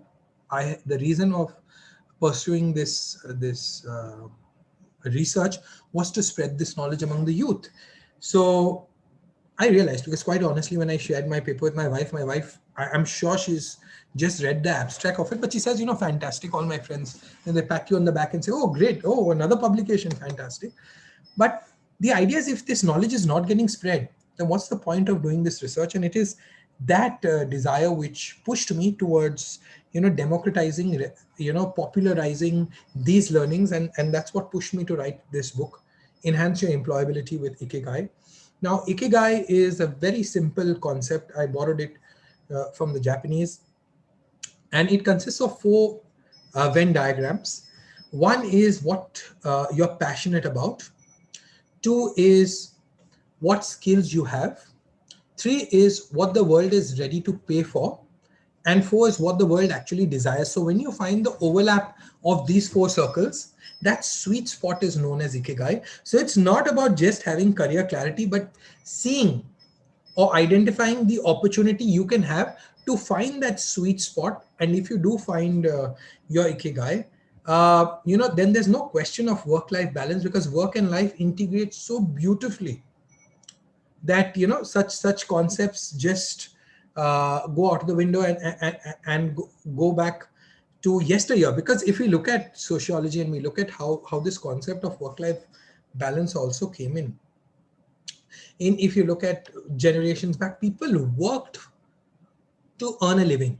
Fortunately, if we look at society and how society has evolved, and if you look at social sciences and how wealth has come down generation to generation, unlike the situation 3 generations back and 2 generations back, today you are very lucky, because you're a generation where I would like to believe that economically you have a good standing. You can choose what career to pursue, which quite honestly, your parents would have limited options, and your grandparents probably wouldn't even have those options. So at this point in time, if you are able to identify that, I think that's the biggest achievement. If you can find it out in the next 2-3 years, that is the right time, because you can save at least a couple of years, because a lot of people, they'll end up meandering. So I know And I'm sharing this experience, me and my colleague and my very good friend Daniel, we both had this aspiration that, पहले हम लोग MSc करेंगे, MSc के बाद हम लोग we will see whether to do an MBA or not. And I was always inclined towards getting into industry, and he was inclined towards doing an MBA. Things have changed today. When we look at things, he's completed his postdoc, doing his research in Germany, nowhere near to industry, just focusing on research. I, on the other hand, have gone so far away, have done so many things which are very different from where I thought I'd start off a decade and a half ago. So in terms of a career pivot, in terms of having that career clarity, I think you should use these 3 years to find that out, right? And in fact, even if you need more time, even after your master's, it's never too late to have career clarity. And when you have that clarity and when you pursue it, you will enjoy your work. And that is what Ikigai is all about. And this book is a framework, and it talks about the various steps. It talks about the various tools, etc. you can use to identify what is your Ikigai, and of course, have an accelerated career as you go forward. So with that, I'll open the platform to questions. Sir, I personally have a question before we take up the question answer. Sure. So at the age of 16, which is a very which is basically an age for most of us to enjoy or focus on our studies. In that age, what geared you up to move into training and development, and how did it lead? It honestly didn't start at the age of 16. At the age of 16, I was representing India at the United Nations. Yeah, that's what I was. It actually started at the age of 13 and 14 when I won this essay writing competition. So I write fairly well, and I won this essay writing competition. And I went to Agra, and the winner of this competition, you got a holiday to view to go see the Taj Mahal, etc., Delhi, etc. There was an NGO which organized this. So I went, enjoyed the holiday. Now there was one essay, there was one debate which was organized by the same NGO. Of course, they've paid for my whole trip, and they brought me to Taj. They kept me at the Taj view. So if they're organizing a debate, I was kind of obligated to attend that. So I said, yeah, sure. And plus, of course, after the debate, there was dinner. So I had to go there for the debate. So I went there for the debate. And then, in a debate, generally you have a for the motion, you have someone who speaks against the motion. And then when the scores are being tallied, they generally open it to the floor. That is what happened. And then when they opened it to the floor, the topic was pretty interesting. And this was about reproductive rights and sex education and what should we be doing, not doing. And quite honestly, all the people speaking over there were uncles and aunties. And I was this 14-year-old guy who was like, okay, if everyone is talking about this topic and I'm the guy who's actually getting affected, I should go up and speak. So I went up, I spoke, and shared my 2 cents on what should be done, the kind of impact. And quite honestly, coming from that age group, it was quite refreshing. And I never knew that it's going to make that kind of an impact, because after that, when I was having dinner, some guys started, hi, how are you? And, it's a pleasure to meet you. We'd like to know more about you. And before you know it, I started working with the Srijan network of NGOs. And there are about 130 odd NGOs. And what's unique was they said, you come across in a very mature way at the age of 13, 14. Would you like to work with us? We will train you and you can talk to the youth. You speak well. Why don't you talk to the youth? Just talk, just share your knowledge. Because if we go to them, as an uncle and auntie, they find it awkward to discuss these things with us. We'll train you. What do you think? I said, yeah, okay, cool. And that's how it started off. And before you know it, training tens of thousands of people all over the country on reproductive health, reproductive rights, on AIDS awareness. And a decade and a half back, or maybe 2 decades back, I'm talking 2002, 2003, this was a big deal because, antiretroviral therapy had just come in. Today, while we are very close to, or we have we are in a space where we can get rid of AIDS in the next few years if we work with our ARTs, etc., and the strategy to just block the virus from spreading. But at that point in time, it was very dangerous. I'm not saying it's less dangerous today. So that's how it happened. And I landed up in Japan, had the good fortune of meeting Jackie Chan there. And he was the ambassador for AIDS at that point in time, worked with SIDA, which was the Swedish embassy. Worked with them, wrote a few articles for these guys. So, life happens, and that's how things just happen. So it's all about taking that plug. And I never knew at that point in time that that comfort, that training, the kind of exposure I had at that point in time would help me so many years down the line. So today, when I'm on stage, when I'm addressing a crowd, when I go to a campus, when I go to talk to them, or when I go to various conferences, things become so easy, right? So it's all about just taking those steps and just being open to new experiences, and that's how it happened. So at the age of 16, I was the youth ambassador, and now understand, when you have to meet the youth and when you're going to be meeting these guys, you got to also come across as a little intelligent. So when everyone was reading the likes of your Enid Blyton and Hardy Boys, I was reading the likes of 7 Habits of Highly Effective People and Dale Carnegie and Anthony Robbins, because I had to inspire people. So that is when I started reading management self-help books, when others were reading or let me say the audiences who are slightly more mature, who would take it up a notch and read a Daniel Steele or a Jeffrey Archer. At that time, I was reading these books only to imbibe them, such that I find them being used in my field today. Thank you, sir. This was very enlightening, and especially your energy towards answering all of these since the beginning of the session. That is what is making us pay attention to everything that you say. So thank you, sir, for holding this session. Now we'll move on to the audience's question. Sure. So the first one being, what is the career scope of a HR in India currently, considering a BSc degree in microbiology? So basically, he wants to ask, how does he go to HR in it? Okay, so quite honestly, I have a BSc degree in microbiology. I have an Msc in Biotechnology, and when I did my MBA, when I sat for my interview, someone told me, "Biotech, why are you coming in HR?" So quite honestly, graduation doesn't matter. Your master's doesn't matter. It doesn't matter what you've studied in your past. I tell you, and this is what I tell people, that your career is the next 30 years of your life. Now you can't define it by what you did in the last 2 or 3 years. People take time to identify what they want to do. I don't care if you become a doctor and then decide you want to get into HR. As long as you have the passion, if you have the desire to pursue that line, you will enjoy it. Trust me. So there is no limitation, and I'm telling you, I'm leading the function at an investment banking firm. Quite honestly, when I go to B schools today, I know more finance than the guys I'm hiring, and I tell them also, if you know more finance than me, I'll hire you. Right? So it's all about continuously learning. So it doesn't matter. My only and the point I'm trying to share is, don't let your graduation degree be a career anchor for you.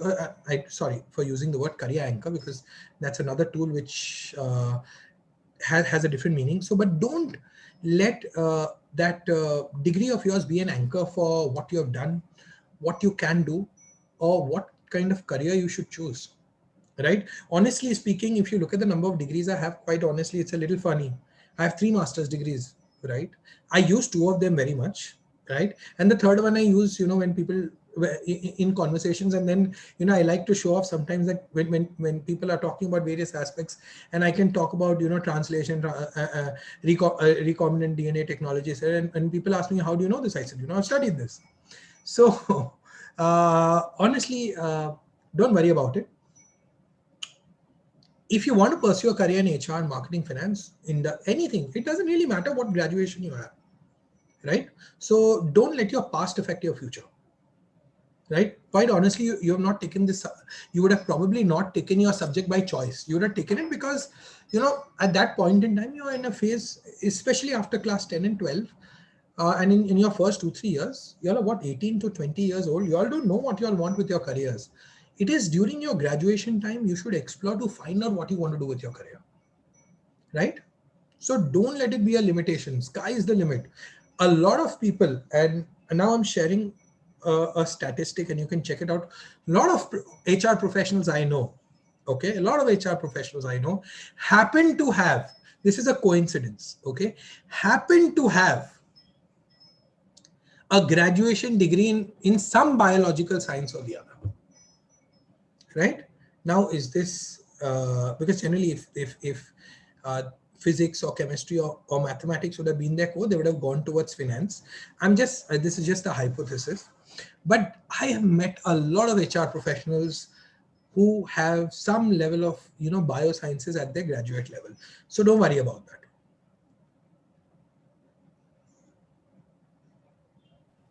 Thank you, sir.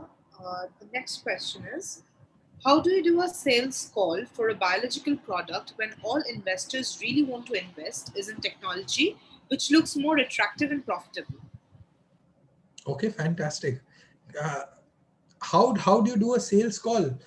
Honestly, I'll tell you what is sales.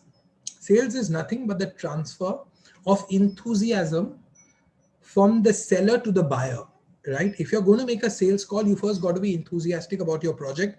You should be knowledgeable. You need to know your product inside out, and you got to truly believe it brings a solution. And then that's it. You just find out. Now it depends. Now, if you want to go technically, I can answer this question technically. It depends whether it's a B2C client or a B2B client. But the whole idea is to identify the pain point of the person you're selling it to. And if your product can bring a solution to that pain point, then you just need to be enthusiastic and knowledgeable enough about your product to be able to share that with that person and transfer that enthusiasm. If you transfer that enthusiasm, he will buy the product. If you can't, that means you lack that enthusiasm, you lack that drive, you lack that knowledge, and you lack that affinity or love for your product. Because come on, if you don't believe in your product, no one else is going to believe in it, right? So if you want to make a sales pitch, first you got to tell yourself why do you feel that product is so great, right? If you need to recite it few times in front of the mirror, do it. But understand, and this is a very important point, you have to understand who you're selling the product to. What is his pain point? Because if you go out and you start saying, my product has this feature and that feature and this feature and that feature, it's not going to help unless it's able to solve a problem for that person, right? So if it's a B2B kind of a sales call, then you got to understand what is the person in front of you. Is he a gatekeeper? Is he an influencer? Is he a decision maker? You got to have a different strategy for everyone. So it's a whole lot more complicated if you go technically, but the short and easy answer is you got to be passionate about the product. You got to be passionate about the solution. You got to see value in it, and you got to just be able to convince the other guy, of course, after understanding that he needs this product, right? And sales is not about selling a comb to a bald guy, right? That's just overhyped. Thank you, sir. Next question. What options does a student from biotechnology have apart from research? Oh, you can most certainly get into industry. So in fact, that was the career path which I wanted to do. And I'll tell you the kind of jobs which came in after I did my master's. So, there's a lot of work in market research, right? For biosciences, there's a lot of work. There are a lot of companies which will do market research and data sciences, etc. Because a lot of pharmaceuticals, they want to actually come and launch a product, or if some pharmaceutical giant from some other country wants to see, will my product work here or not? So there's a lot of work in market research. There's a lot of work in, of course, your traditional jobs, like you can get into a pharmaceutical firm, you can get into various biologic or biology related businesses where you can get into either quality management, or you can get into production, operations, etc. Now it totally depends what kind of a field you want to get into, right? You can get into sales, you can get into marketing. Of course, if you do an MBA post that, or if you do an MBA, graduation in microbiology, biotech plus an MBA, you can also get the same jobs, right? The benefit of doing an MBA after your graduation, and if you get those same jobs, you get paid more. That's the difference.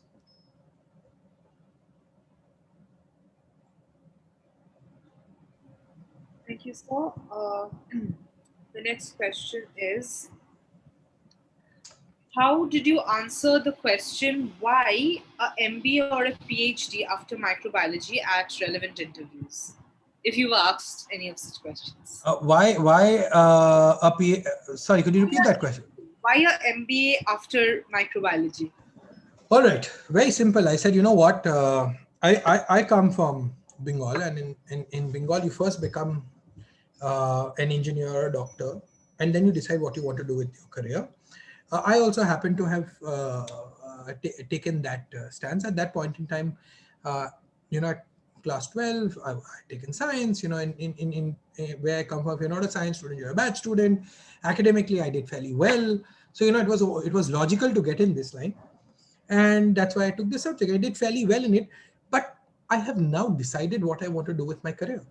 And let not the last 3 years of my life define what the next 30 years of my career should be. So I don't see a reason why you shouldn't consider me for this role, because I have the same aspirations which anyone else with any other background would have. So this is the reason why I think MBA is going to help me get there, because see, I worked in this.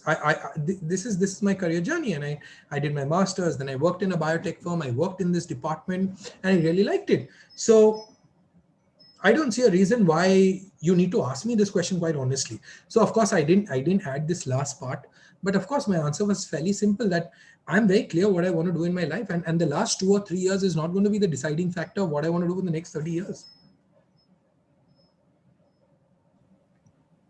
I agree with you, sir. Thank you. So the next question goes, is a PhD always about developing on what we can, or is it sometimes also about recognizing our limitations, both being equally beneficial? See, honestly, it totally depends. See, the whole idea of doing a PhD is if you genuinely want to do research, and see, a PhD, honestly speaking, the journey, like Preetha said, is very tough. It's not a degree. People say it's the highest form of education, and I honestly think the highest form of formal education which you can have is a master's degree. A PhD is a recognition of your research effort. Now, everyone who does a master's doesn't necessarily need to do a PhD. If you want to do a PhD, there has to be a reason. Why do you want to do a PhD? If you feel, you want to get into an academic institution and it's, a checklist that if I don't do a PhD, I cannot become a professor, then it's one reason, because then you're doing it for professional enhancement. But actually, if you want to get into research, you should do a PhD, right? If you see yourself become, you want to actually get into research, you want to contribute to the academic space, or at least the research space, then you should ideally do a PhD. Yeah, you shouldn't just do a PhD because after MSc kya PhD karna hai, right? So the idea of doing a PhD should be, if you are interested in doing research, quite honestly, when I was doing my PhD, it was quite frustrating because, like Preetha said, you got to deal with failure. To be very honest. And of course, my PhD was in social sciences, and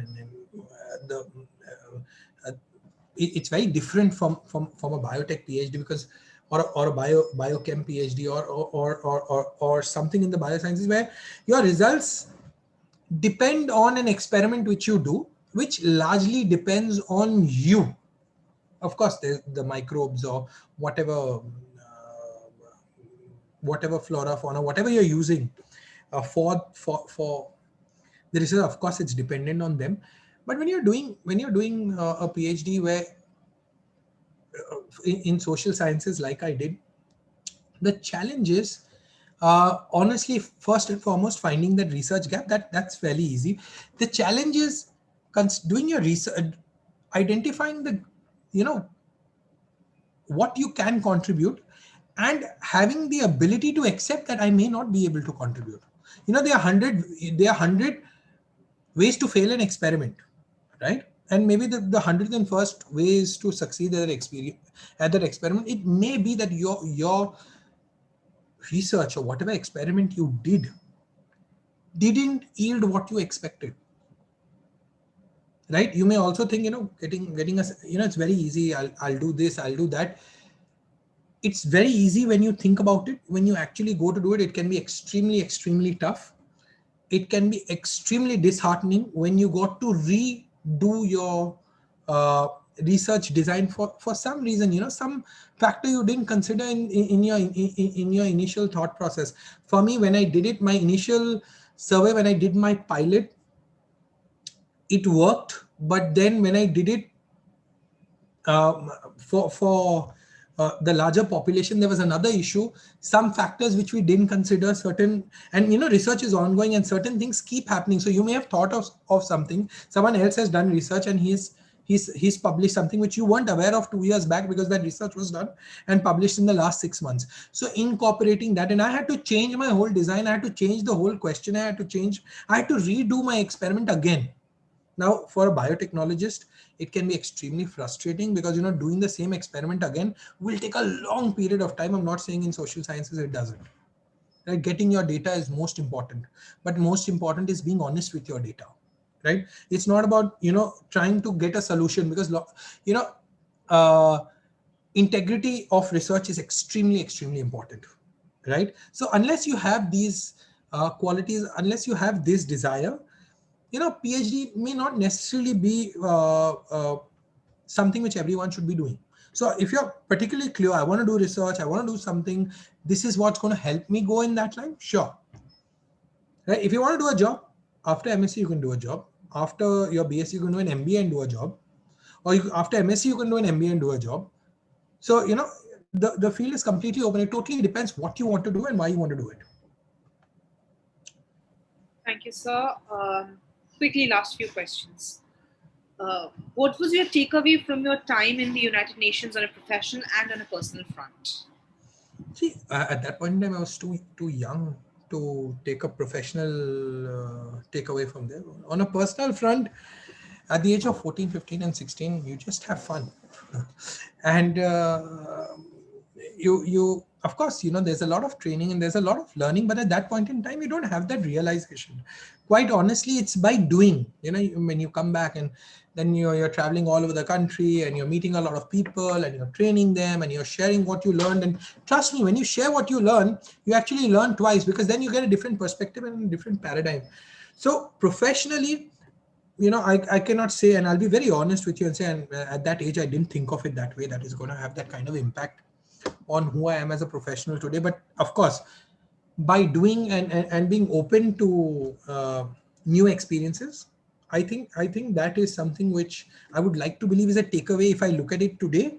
And if I were to be able to share this with you, guys, you need to be able to be open to experiences.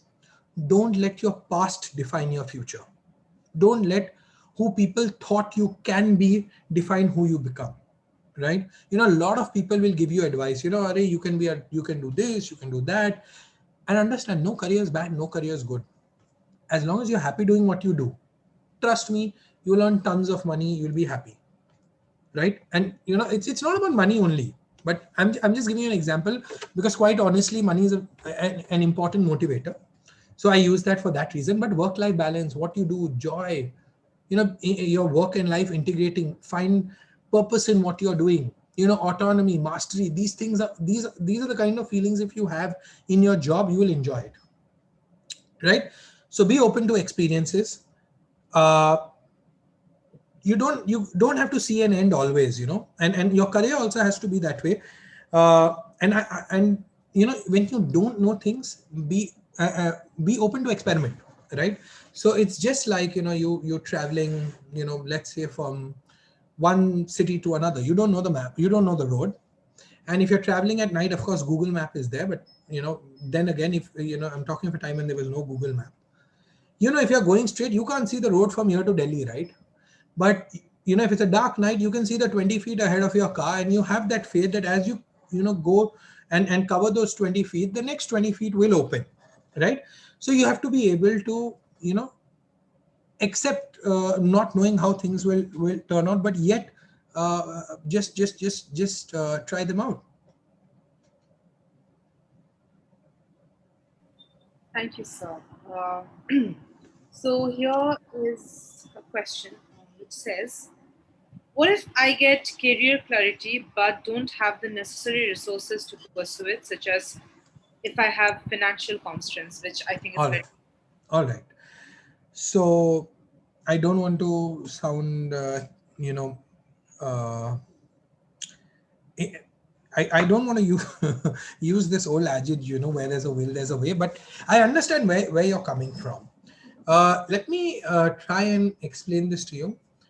If you get into a good college, for example, uh, I took an education loan and did my MBA, right? Now, honestly, at that point in time, the MBA fees was 9 lakh rupees, but in 2010 or 10 or 11 years back, 9 lakh rupees was, 18 lakh rupees of today. So, the cost of education doesn't change. But you got to be willing to take the risk. If you get into a good college, if you work hard, if you get a good CAT score, you get a good ZAT score, when you get admission in this college, banks will give you a loan without collateral, because they believe you have the potential. Once you pass your MBA, you'll be able to pay their loans back. You don't need to have finances. Quite honestly, I didn't take one single rupee from my dad after my graduation, because otherwise either I was on a scholarship, or I worked, earned the money to at least live for 2 years in GIM. And of course, I took an education loan. So the education loan will not only pay for your education, they'll also pay for your stay. So where you're staying, they're ready to do that. But the bottom line is you have to get into a good college, right? Get a good CAT score, right? And quite honestly, the rate of interest are also quite attractive. Does that answer your question? Yes. And quite honestly, there are tons of scholarship. There are tons of scholarship out there. Yes. The last question for the evening. What is the difference between MSc in Economics and MBA in Finance? Both are completely different subjects. They are completely different subjects. So if you ask me the difference in career options, completely different. For example, economics is an important aspect and is a part of, you need to know about macro and microeconomics if you pursue a career in finance. That's very important, but you don't need an MSc in economics to do that, right? Now, if you pursue an MSc in economics, can you pursue a career in finance? Yes, you can. Honestly, like I said, your education doesn't necessarily determine what you can do. You got to pick up things on the job. Now, if you study economics, right, you understand microeconomics, you understand macroeconomics, you could get into fundamental analysis. You know what fundamental analysis? Fundamental analysis is research based on economics or various economic factors, and they take calls on how the markets should move. So yes, can you get into a career with finance? Yes. Now, if you do an MBA in finance, can you do the same job? Perhaps, but I'd rather have an economist to do this job than you. But I'm not saying a MBA in finance can't do this job, right? So BSc economics, MBA finance perhaps could do this job as well. So it totally depends on what job you're looking at. And you can't compare degrees like this. Comparing an MSc in economics and an MBA in finance is like comparing an MSc in biotechnology, microbiology, and biochemistry. They are close, they are related. You can get into the same jobs after you do them also. And of course, there's something you learn in one degree which is slightly more than what you learn in the other degree. Are they allied? Yes, they are. Are they quite close? Yes, they are. Can you perhaps get the same job after doing these degrees? The answer is yes. But if you were to ask me which course do I take, I must ask you what kind of a job you want to do. So it depends what kind of job you want to do. I would recommend which course to take. Is that a fair answer? I hope that's a fair answer. Otherwise, whoever's asked this question, or in fact, all of you who have asked your questions, if you all have follow-ups, you all can connect with me on LinkedIn, and I'm happy to, take your queries there as well. Thank you so much, sir, for your time. We did have other questions, but due to constraints with time, we cannot continue. But I'm sure they'll be able to contact you over LinkedIn. Sure. Thank you, sir, for your time out of your busy schedule. It was a wonderful and very motivational session with you. Pleasure. Thank you. We are very honored to have you among us. Thank you so much. So, wrapping up this session, we'll be having another form coming up shortly. But before that, that is for the audience, but before that, I would now like to request our Acting Secretary, Annabeli Chandra, and the Assistant Secretary, Nayanika Pramanik, to offer their vote of thanks.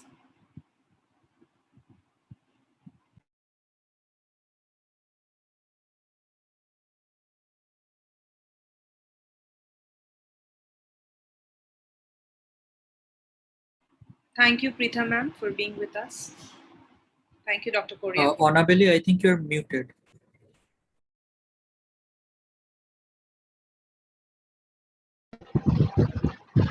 Thank you, Sonalika, for conducting this amazing evening for all of us. It has been a pleasure to have the speakers amongst us, and both the sessions have been incredibly insightful, and we are very grateful to you for sparing your precious time and coming to this event today.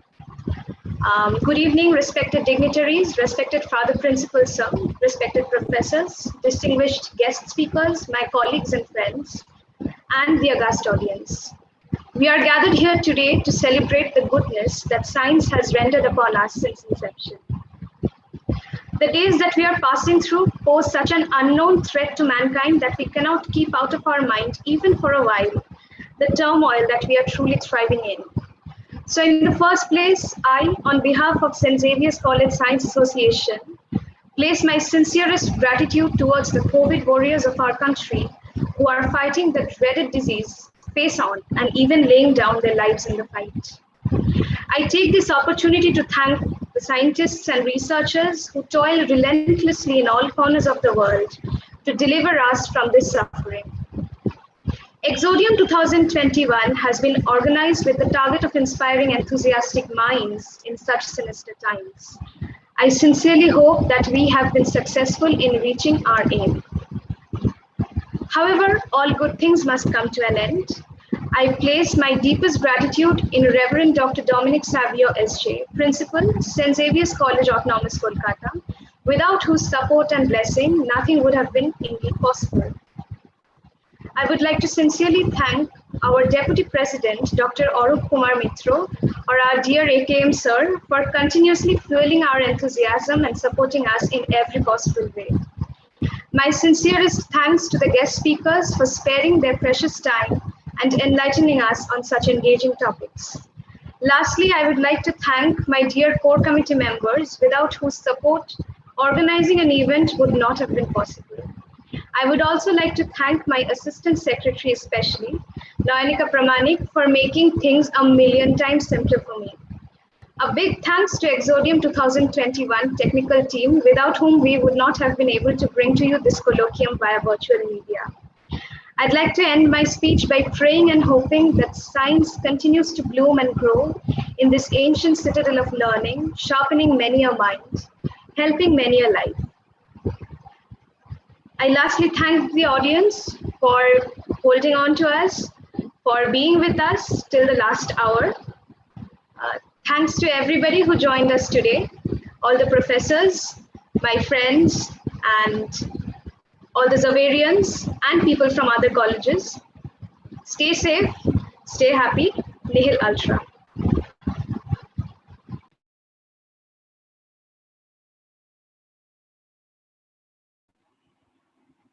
Nayanika, we'll be beginning with you once you're ready.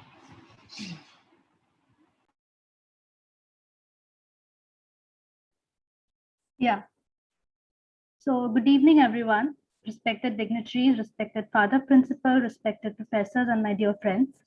I know it has been quite a long session for you all, but please bear with me for the last few minutes of this enriching session. Organizing an event within a month of forming a committee of the society was not easy for any one of us. As Honorably rightly said, all this would not have been possible without the professors and our whole core committee. A huge thank you to each and every one of you. Now, I would like to thank all the participants who have been with us throughout this evening of science and innovation. A huge appreciation for all those who interacted with our eminent speakers, Dr. Preetha Ghosh and Dr. Frederick Sidney Korea. The kind of dedication all of you showed was unbelievable, and we are thankful to you for that.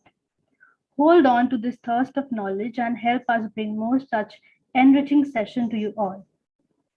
I would like to thank our Secretary of the Society, Honorary Chandra, for believing in all of us and help us bring such an amazing session to you all. Also, a huge thanks to the entire technical team, without whom this session would not have been so smooth and easy. Last but not the least, a heartfelt congratulations to all the winners of Shutter Stories. Keep creating, keep growing. Thank you.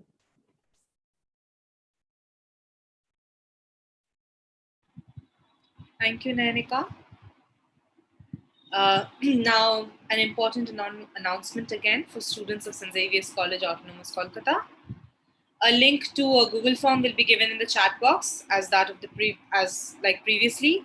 You are requested to fill it up with correct information and submit it within 5 minutes from now. Thank you.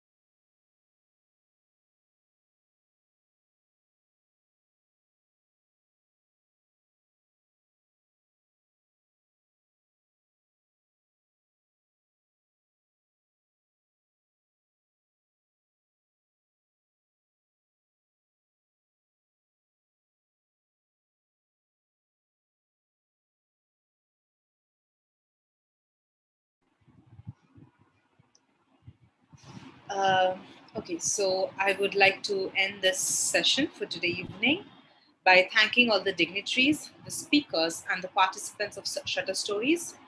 I would like to thank our team of St. Xavier's College Science Association for making this event happen. I would like to thank our secretary and assistant secretary and our entire core committee member for taking up the responsibilities that they did for making this event happen, especially our technical team.